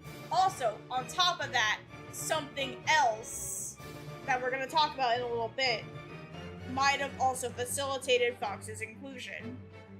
Yeah, and this is the only perspective where I take issue about Fox being in the movie, because unlike Donkey Kong, who has been shown to be to exist in the Mario universe, Fox has never done that in any piece of media. There's not even any Pikmin thing connecting them like there is with the Pikmin universe.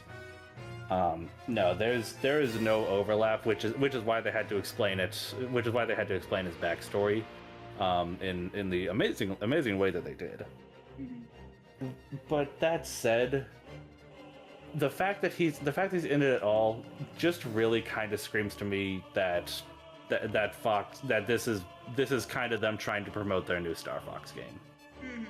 Whereas I hate to say this, and I know I'm not going to get on people's side by saying this, but I'm going to be truthful. I think they could have just replaced Fox with Lubba from Galaxy 2, and nothing would have changed. Which is a character I don't really know, because Galaxy 2 It's a character that you don't know, but all that you probably know is from the internet, and the internet does not like Lubba.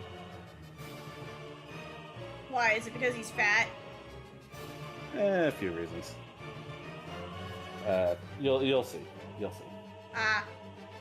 But I'm not saying that Lubba was part of the original draft or anything. We don't know that. I don't think Lubba was ever going to be in the movie, because people do not see Lubba as warmly as they see Rosalina. But if you think about it, it's logical that they would have taken the same spot, because Lubba's also a starship captain, from the Mario Galaxy universe. But it's what we have, and I still can't help but think that they put in Star Fox either specifically to market the new Switch 2 Star Fox game, or they created the Switch 2 Star Fox game because they were able to put Fox into this movie. I think one of those two is what happened, and I'm not sure which one. I'm not sure which came first, the chicken or the egg.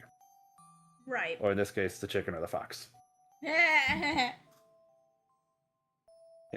But, speaking of the new Switch 2 Star Fox game, shall we talk about that? Yes. Let's talk about that briefly. Yeah. So, a couple months after, well, actually less than a month now I think about it. It was a few weeks ago? It was like a few weeks ago. Yeah, a couple weeks ago, they revealed the new Star Fox game coming to Switch. They just dropped a direct on us, and they're like, hey guys, we're having a new Star Fox game coming to Switch. And it's totally not another fucking rehash of Star Fox 64. Oh my god, please do something original with this fucking series.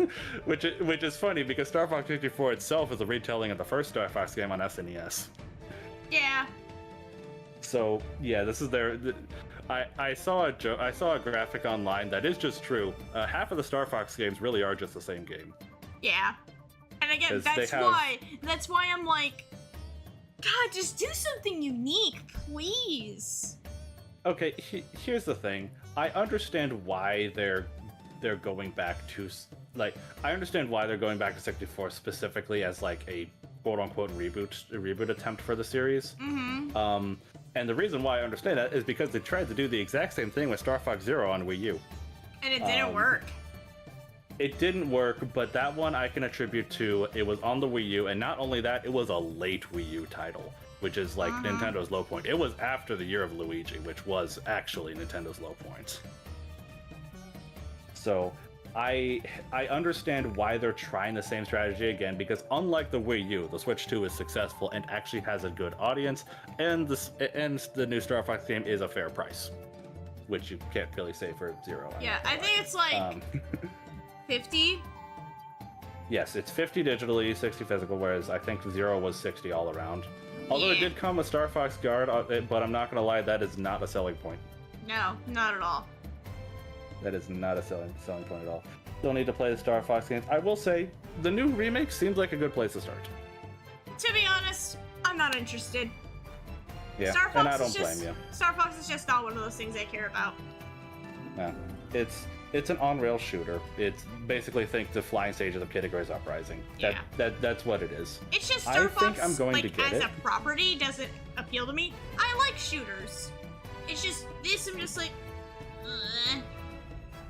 You like shooters more than me generally, which is fun, which is interesting to say. I like arcade shooters a little bit. It's interesting to say considering I'm the one with an avatar from a shooter game. Yep. I like going pew pew. Yeah. Curious about all you guys' thoughts on the new Star Fox game if you're interested in getting it. I know you said you're not really interested, and I can understand why. I know we talked about it on stream in the past, but definitely would love to hear your guys' opinions again on this. I will say for me, I am curious about the game because the only Star Fox game I've ever played was Zero. And the only reason I didn't like it, I really liked the story, I really liked the atmosphere and set pieces, I liked what they had going on, but I hated the controls. So playing basically the same game, but with actually good controls, does interest me. I am curious about that. I want to give that a shot. I know not exactly the same game, but you know what I mean. Close, the same narrative with good controls. That's why I'm interested. I'm not sure I'm going to get it at launch. I'm debating about basically Walmart and Amazon have the physical copy for $10 less to match the digital price. I'm considering getting that, but I'm not so sure yet. Unfortunately, more interesting games are coming out this summer. We'll probably pick it up on a sale. Yeah, that's fair. That's fair. Yep, Splatoon Raiders is coming in July. That is Splatoon Raiders is coming out. Rhythm Heaven, and I think the Elliot game I played on stream last year. Oh yeah, Adventures of Elliot. Yeah. Yep, that's coming out too next month. When's Rhythm Heaven again? Is that August? I don't remember. I can look it up real quick. Pen says it's 64 again, just with more cutscenes and bad designs. July 2nd. Oh wow, that's between Star Fox and Splatoon. But Rhythm Heaven is definitely more of like a pick up and play game. Yeah, I think it's only going to cost $40 if memory serves. So like. Yeah, that sounds right. All right. What's up? Pen says it's 64 again, just with more cutscenes and bad design. I did want to talk about the designs real quick. Yeah. So here's the thing. I do agree that some of the designs are kind of bad. I mostly just point to Falco. I'm sorry, Falco, you look like you got thrown in a toaster. The designs are great or defended to the death. Yeah, that's kind of the duality of it. And this is what I wanted to point out because, in my opinion, I think the designs are fine. Some of them better than others. Like, I love Peppy's design. Peppy looks awesome, although I am a little partial to rabbits. So, you know this all about me already. The designs are great, or I'll defend it to death. All right, Galax, you die on that hill. You die on that hill. I do want to point out, I know why Galax is probably wanting to defend the designs, and that's because the original creator of the Star Fox series who no longer works in it. I don't think he works in Nintendo anymore. He Yeah, has I think he commented left. on the designs, and he said that these designs in the new remake are exactly what he wanted to be in the 64 game. But you know, it's a 64. You can't have that kind of design. That's fair. Cat is the And you can only see one it. that's changed, and it feels jarring. And that feels jarring. I don't Yeah. think I've seen what they did to Cat. We'll look it up later. Yeah. But yeah, and you can see the original design art style influence coming in. If you look at the box art, I think for specifically the SNES game and the 64 game both have this kind of design. Train is coming. I gotta mute for a minute. Choo-choo. But yeah, you can see the evidence of those designs in that box art, and the fact that they, you know, went all the way back to those box arts, and I don't know if they actually got the original designers permission to go with this style, but one way or another they went with this design, and they are fully committing to it, to the point where which I think is really funny. You could use these new designs for these characters as game chat filters, and I just think it's hilarious. I'm not going to use it, but I think it's funny. Has the train gone away yet? I'm not sure. I'm not hearing a loud horn, so I think. I don't really hear it. I didn't really hear it while you were talking. Yeah, but I could hear Okay. it. So. Oh no! There it is! Oh shit! But yeah, any more comments? Penn says, Slippy looks like he has a big nose. Peppy's fine. Fox's fur and legs bother me. Falco ain't it? And Cat looks like she's been taking drugs. I do see those complaints. I am glad that, you know, they're being consistent with these designs and also the history of the series. Although I do understand why people are more used to the stylized, specifically Smash Bros. Design. Thank you, Sakurai. But you know, I'm gonna go into that with an open mind. I do think I'm gonna play this remake at some point. I'm just unsure whether I'm gonna play it at launch. That part I'm not sure about right now. I do think $50 is a good price for it, though. Feels weird to put Fox in a Mario movie. The train is gone. Are we ready to move on to the next slide? Yeah, I think we're good to move on. All right. Next up, Bowser. Yes. Bowser was my favorite part of the first Mario movie, and I wouldn't necessarily say he's my favorite part of this one, but he is still exactly how he is, and I love him for it. Definitely still like a really good shining piece in this film, but he doesn't have as much screen time, which I don't know if that's really to his detriment or not. I don't know. To be honest, I know we're gonna talk about this here. I didn't really know how I felt about him in general in this film. They were trying to do a lot with him, but I'm not sure if they executed it well. Sorry, I had a coughing fit. But no, I see what you're getting at. They did. Sorry, I don't know what happened to my voice. Take a drink.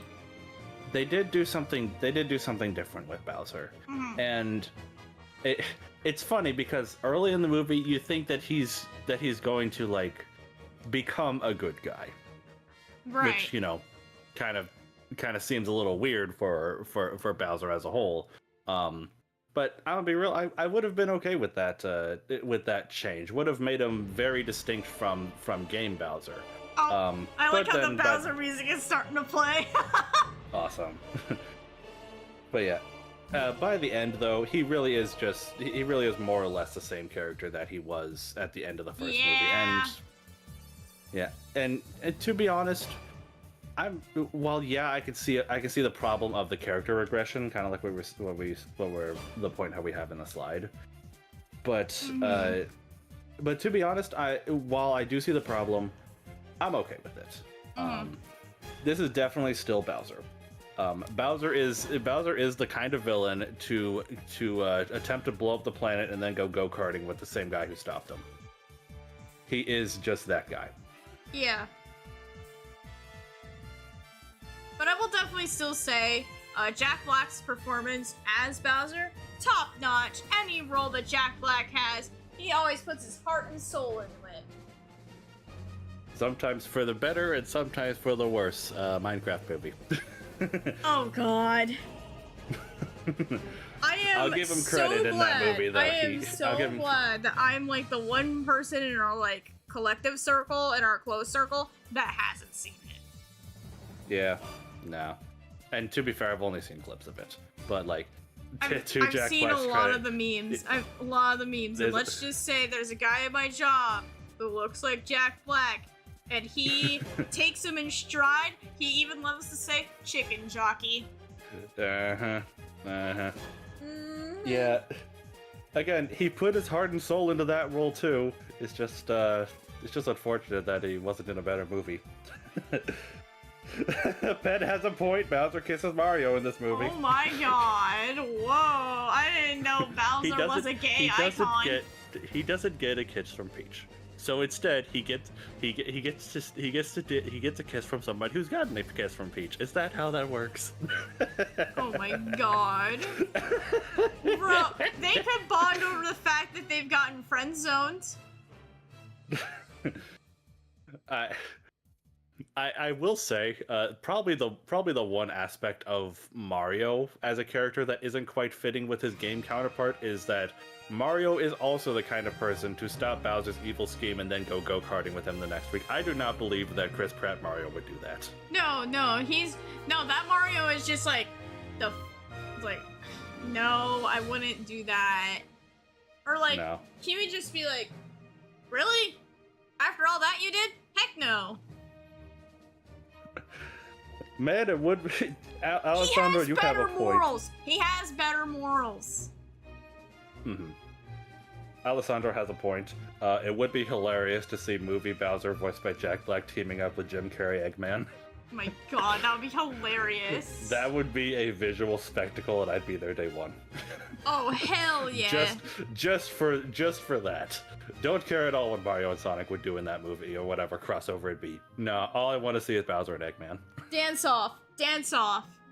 Absolutely dance off. Yes. All right. Do we have? I mean, the whole reason why I even got into the theater to see the Sonic movies was because of Eggman. Because of Jim Carrey, yeah. Yeah. He's such an iconic actor. Yeah, to this day, and I said this back when we played Sonic Generations, I could care less about Sonic, but Eggman, holy shit. Especially movie hilarious. Eggman. Anyways. Get Jim Carrey a Nintendo movie, oh no.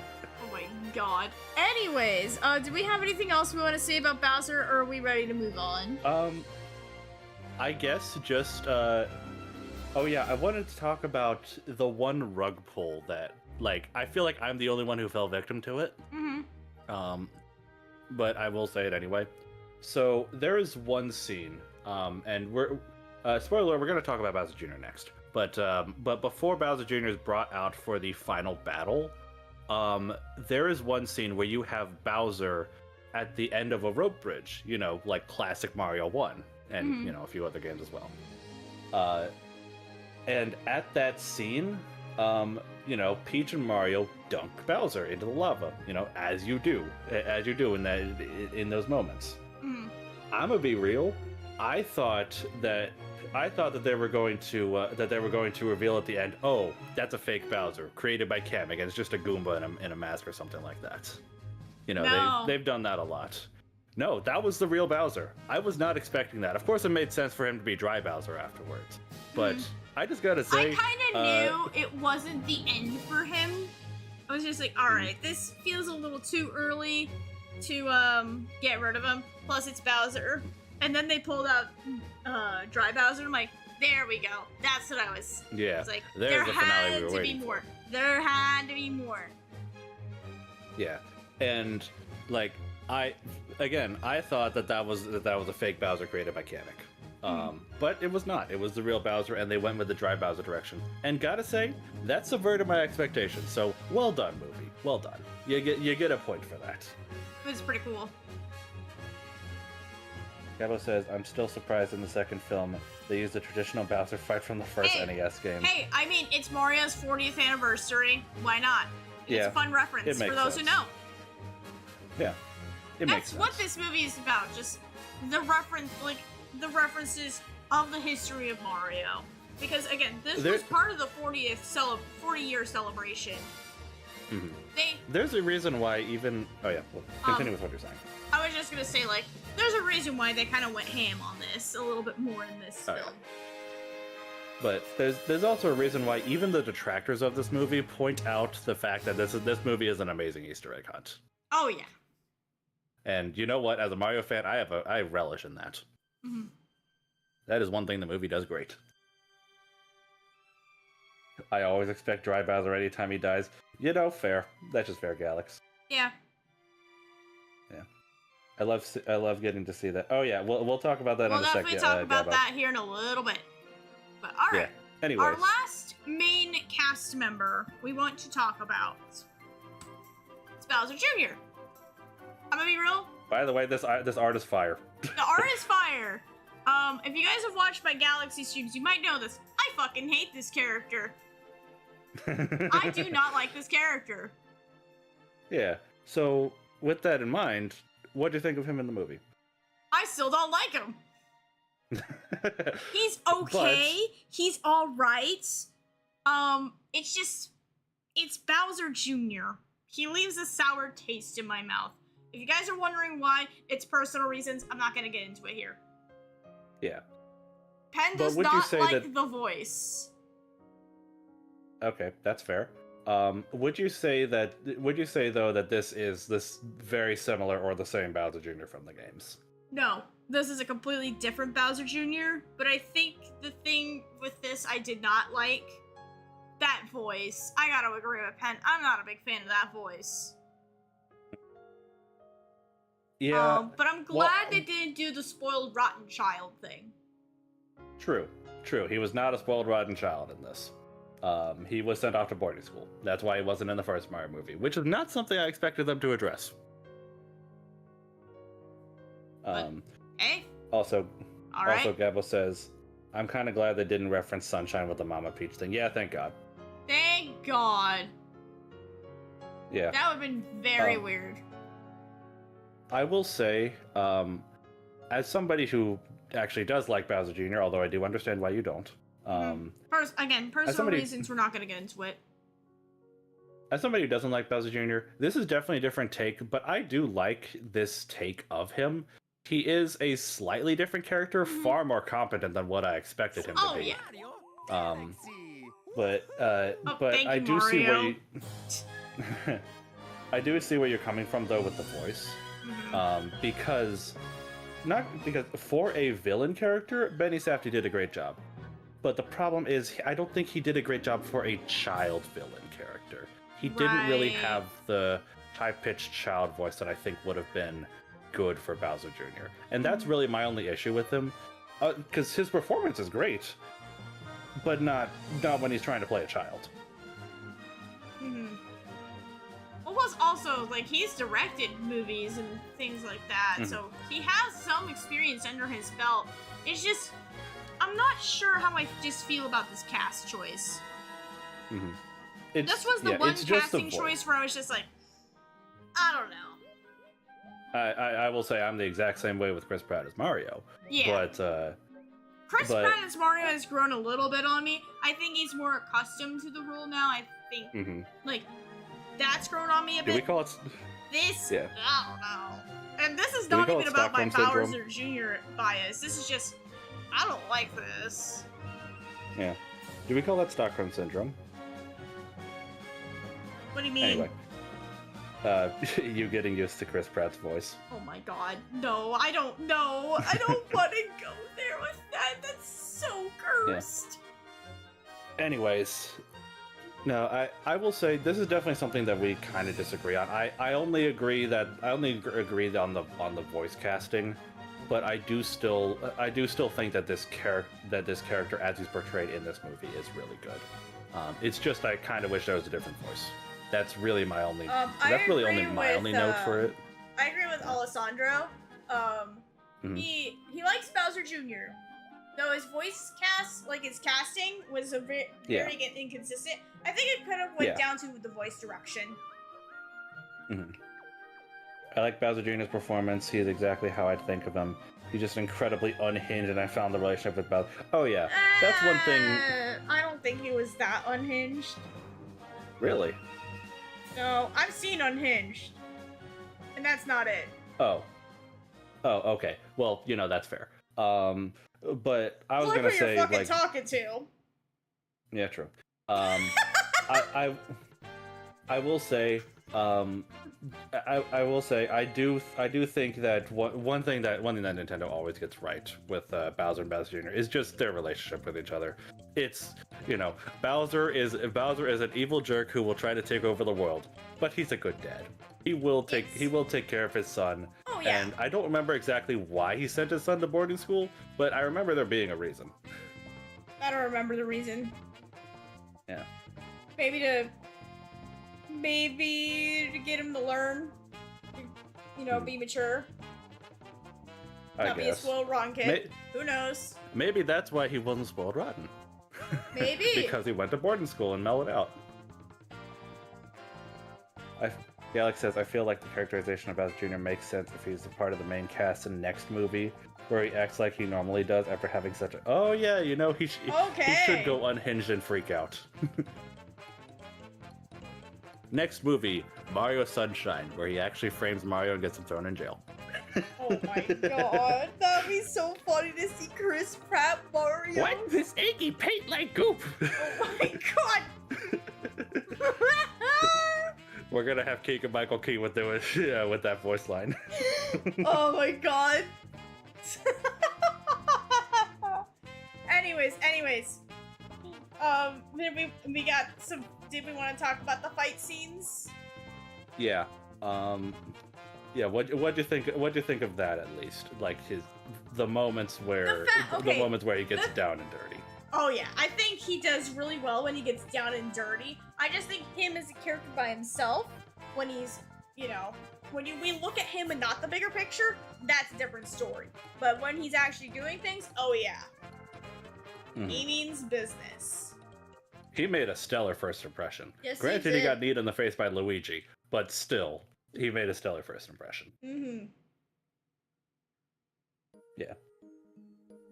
Yeah, he is a competent fighter. He has his magic paintbrush. He has the wonder powers, for one thing. How the heck does that happen? I don't know.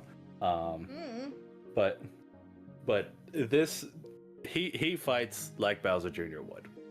Even up to and including giant mechs, because that happens in the first scene of the movie. Yeah, well, that's consistent with the game. Yeah. The giant mech was ripped right from the game. Yep. All right. Yeah. I don't remember what the next slide is, so. Other game references and cameos. Okay. So we're not gonna stay on this slide very long, but we just wanted to talk about some of the smaller references that we just couldn't really fit anywhere else. Yeah. So somebody earlier mentioned the Mario Maker scene. I just wanted to point out something. I had no idea that was supposed to be a Mario Maker reference until somebody told me about it later. I had no idea that was one until you told me it was, because it makes sense in hindsight. Mario Maker is not something I care about. And that's the thing. I do care about Mario Maker. I enjoyed both games. Granted, the first one more than the second, but still, I enjoyed both games. But I didn't even realize it was supposed to be a Mario Maker reference in the moment. That's a whoopsie on my part. That's fair. Yeah. But we also got a surprise appearance from DK made a small cameo. Yeah, but he's no idea he was gonna be there. Okay, but he was a central cast member in the last movie, so we kind of expected him to show up. Oh yeah. In some form, so I'm not gonna count him. Nah. But the next one I found that was pretty fun, was Mr. Game & Watch. He was there for 5 seconds, but it was just like, oh, that's cool. Bye, buddy. That was another. Bye, buddy. That was another one of those. Oh, hey, neat reference. There were a few. There were definitely a few of those in this movie. Yep. In fact, a lot of them in this movie. they're the more kind of blink and you miss it Easter eggs, which I do understand why people take issue with those. But there are others where I think, oh come on, this is actually part of the story. Like, for example, the paintbrush. I don't know why some people thought it was weird that Junior was wielding his paintbrush when he wasn't in the Galaxy games, but Junior always has his paintbrush. Well, like that's just like a his whole consistent part of his characterization from Sunshine. Yeah, from Sunshine. His debut game. But the last minor reference in here was also the Super Scope. I was the only one in my group that figured out that was a Super Scope that Bowser Jr. used to make Mario and Luigi like babies. I will say I did not realize it at first, but as soon as my younger cousin pointed out, I was like, oh, is that the Super Scope? I'm like, oh shit, it is. I was not expecting it. But, yeah, I knew. It was there. I was like looking at it and I was like, wait a minute, that shape looks familiar, and I was like, oh, it's the Super Scope. Yeah. Fun fact, I've never actually held a Super Scope. Me neither. I've closest that's happened is Splatoon with the S Blast. Yeah, close enough. But I have held an NES Blaster. Nice. Or the Zapper. Yeah, Zapper. Yes, that's what I meant. Fun behind the scene things, guys. So we were trying to look for Super Scope pictures. The original picture we were gonna use for this was just Peach in her Smash render, just holding it, ready to shoot somebody. we may or may not have had it aiming right at Mario. Yes. Yeah, and you know, actually, this is now a good time for you guys to point out any other Easter eggs we didn't really talk about in this PowerPoint. I'm gonna get up real quick while we talk about other Easter eggs. Yeah. So I'll be back. Yeah. Yeah, sure thing. I'll talk with chat until then. Gabble says, funny enough, it's more based on the paintbrush he had in Bowser's. Yeah, that was the other one. That was the other game where I was where the paintbrush was a big thing. Although you do bring that up. Somebody I have seen online that there was like one little part where Junior kind of channels a little bit of Fury Bowser, which is neat. Not something I noticed in the moment though. That's another reference that people pointed out. There was a scene where Junior goes through his weapons and it has both Flood and the Poltergust. Yeah, that's another one of those blink and you miss a cameos. Still cool to see. I think I saw the Poltergust. I don't think I saw a Flood though. Although, you know, would make some sense since, you know, both made by EGAD. I don't know. That's another thing. What if at one point we do have EGAD introduced to this movie universe? We could have a Luigi's Mansion movie. How would that play out, I wonder? I would be all for it though, because that would mean more Charlie Day Luigi. That would be very fun. What other small Easter eggs were there? I know there were like Piantas from Sunshine, although they were also, yeah. What else? There were others. Oh yeah. I do like one of the early scenes when Peach leaves the kingdom and leaves it in charge of the Mario Bros. And Yoshi. The way how they get. Hello, I'm back. Yeah, welcome back. I was just talking about another small reference that I noticed. Then the way how they point out. Then we'll get to the next slide. Yeah.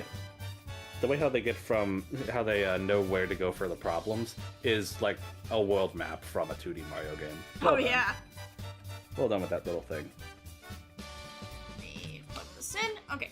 I also do not know what this next slide is. It could be the one we're thinking of. All right. We're talking about the end of the movie, guys. It is the big spoiler time. Mm-hmm. So, but yeah, there you go. It's there in the text. Don't say I didn't warn you. Yeah, we did warn you guys. So, what do we think about the idea of Peach and Rosalina being siblings? It's very interesting to me. And I mean, there were theories for years about what is Rosalina's connection. So I point to MatPat. I am intrigued that Nintendo decided to acknowledge it in a official way, kind of. Mm-hmm. Kind of. I don't think it's bad, but it feels a little shoehorned in a little bit. I just want to say, I would argue it's not shoehorned in for one reason and one reason only. There was one person in the group, in my group, who clocked that they could be siblings from the start of the movie. Seriously? Yes. Was it your cousin? It was my mom. Your mom? Who does not know anything about Mario, but saw similarities in the character, and she actually said she remembered the backstory of Peach from the first movie, because we watched the first movie again like a couple days before we saw the Galaxy movie. Mm-hmm. She thought, I could see a connection there. I think they're siblings. And at the beginning, at the start of the movie, my cousin and I were like, no, that's not a thing. But she was right. Oh my god. Holy shit. How was she right? Your mom has a galaxy brain. Exactly, case in point. But yeah, here's the thing. While I would have said the same thing, I would have said this kind of came out of nowhere. There has been speculation, and yeah, there's been probably clues that I hadn't noticed before that they could be. So and the fact that my mom pointed out the similarities before we got into the movie. Okay, there's something I must have missed.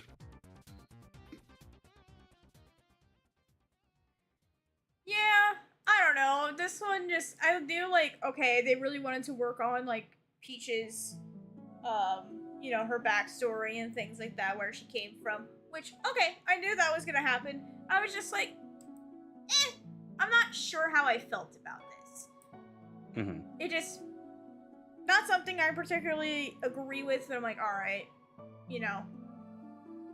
Fine. I will say, though, I think it's, yeah, I will say, and I think this kind of goes along with what Gabo said, I do think giving them that familial connection did definitely up the stakes for specifically Peach in this movie. Oh yeah. And it made the final scene where she actually rescues Rosalina. It gave it so much weight. I love that. Whether that weight was earned, we could argue one way or another. But I think it still gave it that weight. Mm-hmm. It made it more important. Like what Penn said. Oh my god. Sorry to you, Matrix Rosa strippers, if that means anything. Hey, we need to also preface this, guys. The movie canon is separate from actual Mario canon. Mm-hmm.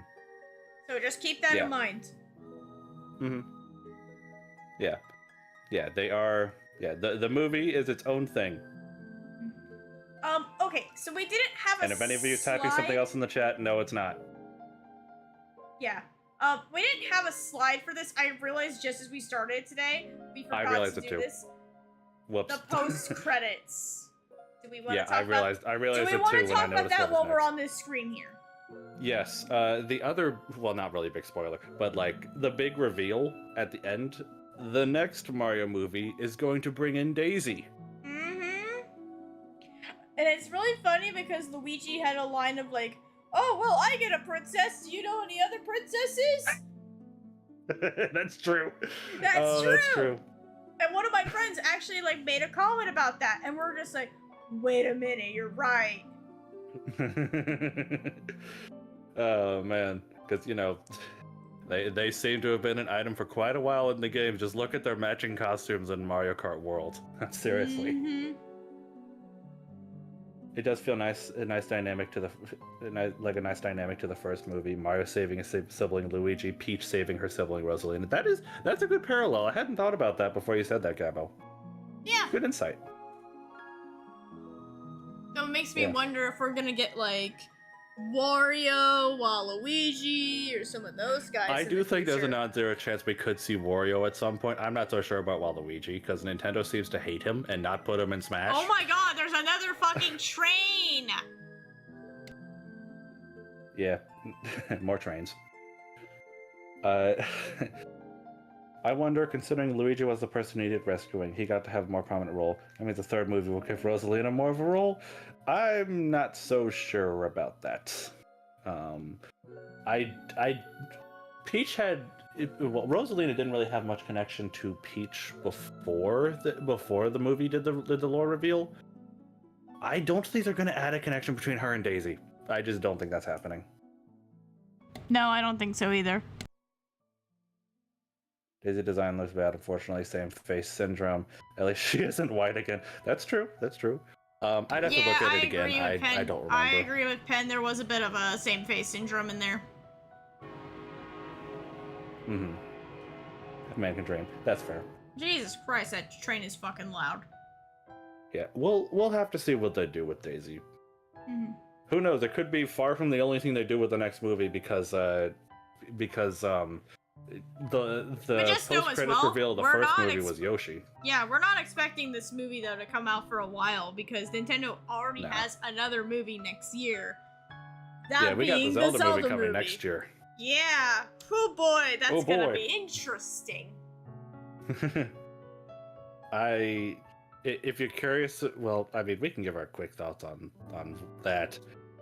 I'm concerned. I am very concerned. I want to see a trailer.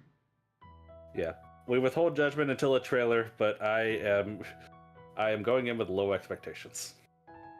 Yep. All right. General thoughts, also featuring some art from Genma. Yes, we wanted to do something. Genma's still here. This is your art. That's your art, dude. Yeah. So, in general, because we're just going to be we're kind of wrapping up here. Question 1: did you like this movie more than the first movie? Yes, without a shadow of a doubt. Yes, I can say that for myself. I think this is a much better movie than the first one. But I will definitely say this movie very much hinges on if you've played Galaxy and or like Mario to get the most enjoyment. Or if you're a kid. Yeah. And you know, I'd entirely agree. Yeah, or if you're a kid. I'd entirely agree with everything you just said. I think it's better than the first movie, though I will say not by as much as you seem to. You seem to think it's better than the first one. I say it's just a little bit better than the first one. It still has some of the same problems with the first one, but it did many things better than the first one, most notably to me, the soundtrack. I think the best way we can describe this is it doubled down on what made the first movie good. It added a little bit more to make for what made it good, but it also still didn't do anything about all the things that we did not like about that first film. Then again, I also need a preference. I have not seen the first Mario movie in a hot minute. That's fair. Like I said, I saw it like a couple days before I watched the Galaxy movie. So you had a little bit of an advantage. Yeah, it's recent in my mind. Gabba says, I really like the movie, but I think generally the first movie is better. And that's fair, yeah. I will say they're definitely of similar quality. I prefer this one a little bit more, but like C said, it's also because it's probably because I really like Mario Galaxy as a game. And I'm also a big Mario fan. And also, the soundtrack thing. It was just a fun. I think this movie was just a really fun time all around. I think as a fan, but also again, I was playing Galaxy again when I saw this movie, so I definitely was going through the hype train. Oh yeah. Speaking of the Galaxy game, our second question: how well does this movie honor the game? Oh yeah, that is a good question. I think personally, it does a lot of good things, but also it does take its own creative liberties, which I think is fine. But I definitely think for what it showed from the game, oh yeah, did a great job. Because I was like, oh my god, it's that! Oh my god, it's that! Oh my god, it's that! Yeah. It's interesting that maybe I should have reworded this question. I would say that if we were worried about this honoring just one specific game, then I think there's problems. But the fact that this movie is not just honoring the Galaxy games, but having other things from across the Mario universe, like we said before, Mario Wonder, Sunshine, the 2D games, the Maker games, even Odyssey. It's all over the place with references. It's all over the place with references, and if it was just supposed to be Galaxy, I'd say they could have used some more work. But it was not supposed to be just Galaxy. Like you said before, this is a 40th anniversary celebration movie. Oh yeah. So and they from even that said perspective, it themselves. They even said it themselves. They did a great job of honoring the Mario series. I wouldn't say one particular game was too much higher than any others. The focus was definitely still on Galaxy, because, you know, Rosalina was a big part of it, even though she could have used more scenes. As well as the whole theming was space travel. Yep. So. Which, I like that stuff a lot. Of course. Yeah. Penn says it has some Galaxy and chunks from other games, which can damage your opinion of a pure Galaxy movie. Yeah, that's basically what we said before. I wish it was just called the Super Mario Bros. 2 movie. I'm not sure I'd like that as much, to be honest. Because I'm gonna be honest, if it was just called the Mario 2 movie, I don't know if you feel the same, Steve, but I feel like if it was just called the Mario 2 movie, I would wonder why there's such a heavy focus on Galaxy. Yeah, I think having the Galaxy name in there was definitely also a marketing choice for nostalgia. But also I think... Oh yeah, that too. But I think also having that in the title made it be like, this is a grand adventure. It gave the prospect of, this is a big adventure. Because I think having just 2 is a little generic. I know the Sonic movies do really well with the number titles. Because, you know, that's a little bit... I don't know, that's just how they do it. But I think the way they do it and the way they market things and things like that, they make you hype. Yeah. But also, this is a continuous story. The Sonic movies are more of a continuous story. Yeah, whereas the Mario movies aren't. Like, same universe and everything, but we don't know how much time has passed. Yeah. I will also point out that if it was called the Super Mario Bros. 2 movie, I would wonder why Wart's not the main villain. Yeah. Because that is what Mario 2 is to a longtime Mario fan. I do want to point out Penn's comment, though. Galaxy is also a big jump for a sequel movie, because what are you going to do with the third movie? Whatever it is going to seem less grand. That's definitely true. I'm curious what they do with that. This third movie is going to have some big shoes to fill. I don't want to necessarily say they use like their big cards right away here, but I definitely feel like they could have kept some of that for a future film. Kind of like what I've noticed with the Sonic movies, they've escalated. Each one has just gotten better than the last. Like, because I thought Sonic 2 was great, and then Sonic 3 came out, and I was like, oh my god, this is so much better.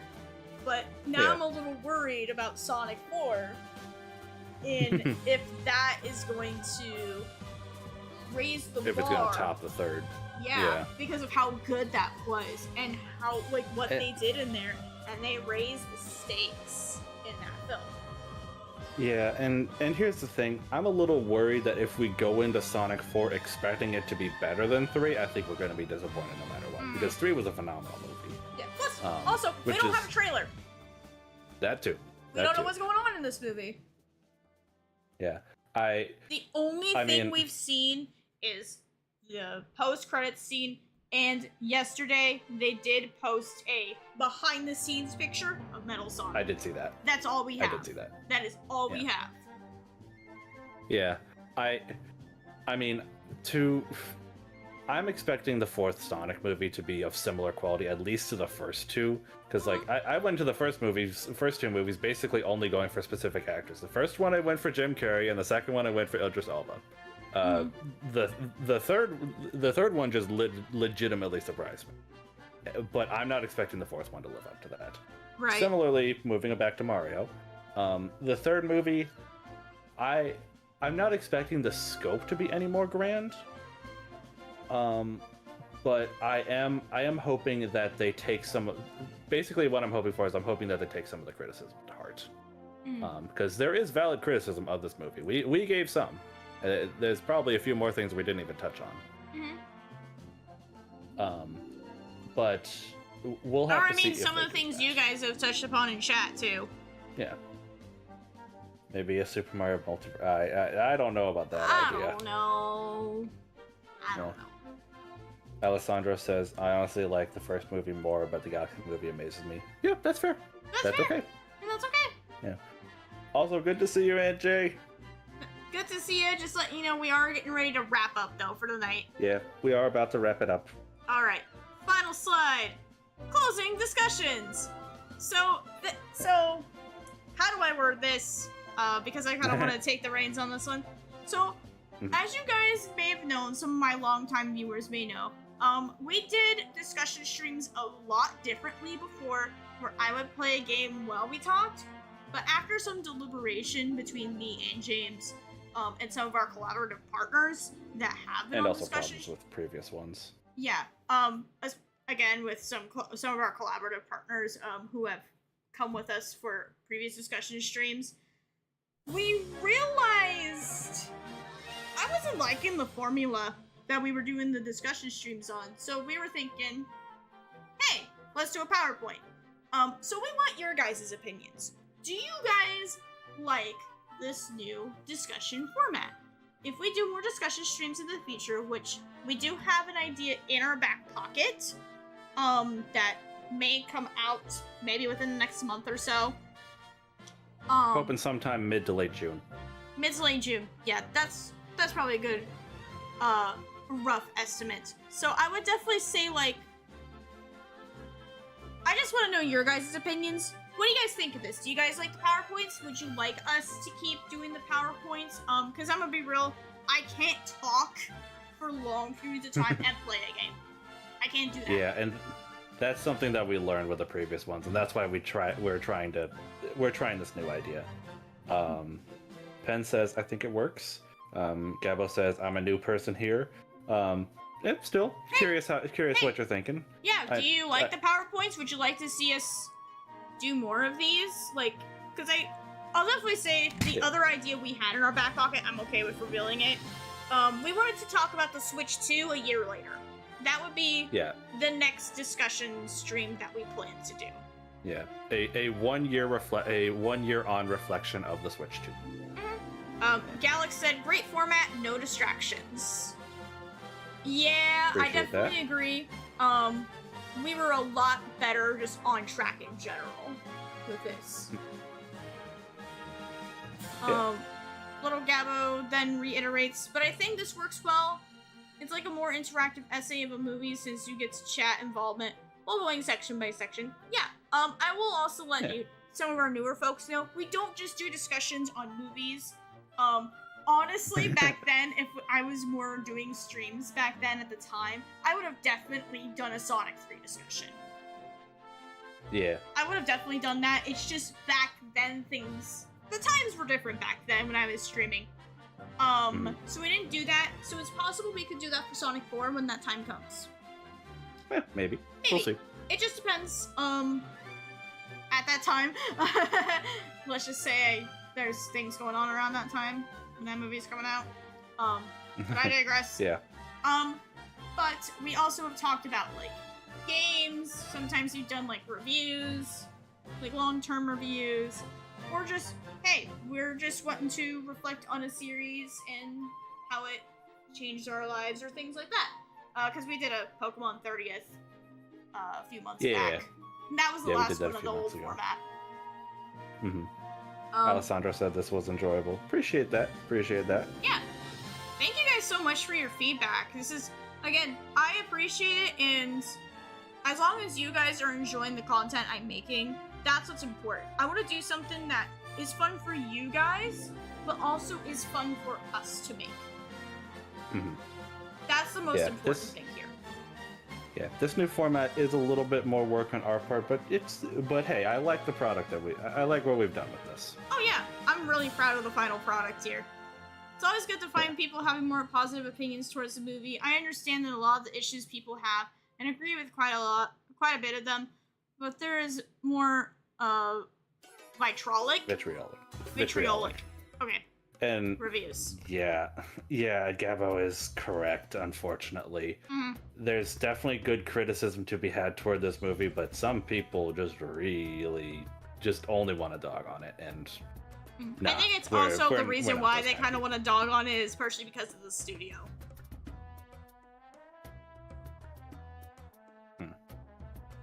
But yeah, with all that being said, that is the end of our little PowerPoint presentation, guys. So thank you so much for, again, the feedback and everything, and just talking with us about Mario Galaxy movie. It was a great time. Yeah. But let's talk about next week. We got a big week ahead, guys. If you guys are not aware, next week is my 1.5 year stream anniversary. The day for that is May 22nd. That is the actual anniversary date. But because the day correlates with Memorial Day, we are going to be pushing that anniversary celebration back to May 20th. So there will be 2 streams next week. We will have Legends Arceus on Monday. We're just going to be continuing the story, side quest cleanup, things like that. So if you're wanting to check us out for Legends Arceus, stay tuned for that. But Wednesday is the big stream. Do not miss that stream, guys. I know I said on the initial teaser that it was going to start at 6 p.m. We had to change the time for that because of some scheduling things, and give us extra time for setup, just to make sure everybody can be here, because we will be having some special guests for that stream as well.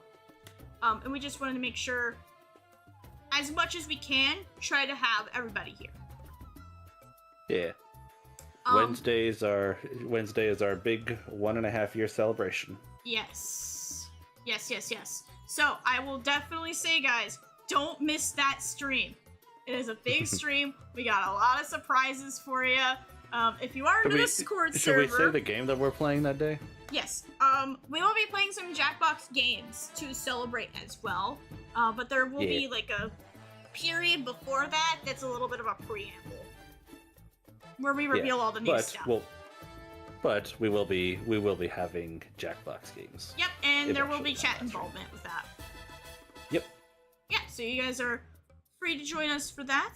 But again, don't miss Wednesday's stream. I cannot reiterate that enough. And you guys might have seen the schedule if you guys are in the Discord server, which, by the way, if you haven't joined the server, check out the link below for that. You might have seen a mysterious silhouette. I don't know what that is. Do you know what that is, James? Nah. I don't know. Nah, I got nothing.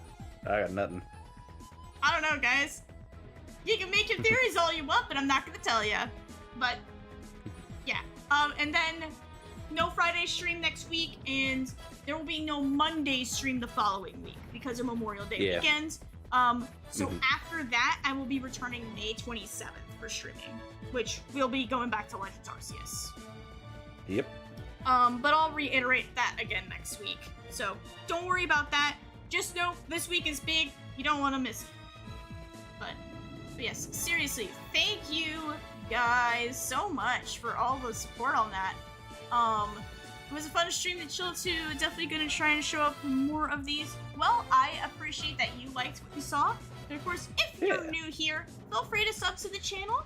Any support is much appreciated. I'm still working towards my goal of 500 subs, so anything towards that goal would be much appreciated. And of course, check out all my links below, including the Discord server and my VGen, which I'm still currently doing a sale for my art commissions to celebrate my anniversary. So if you'd like to get some cool art from me, because I do draw, check that out. Your support would be much appreciated.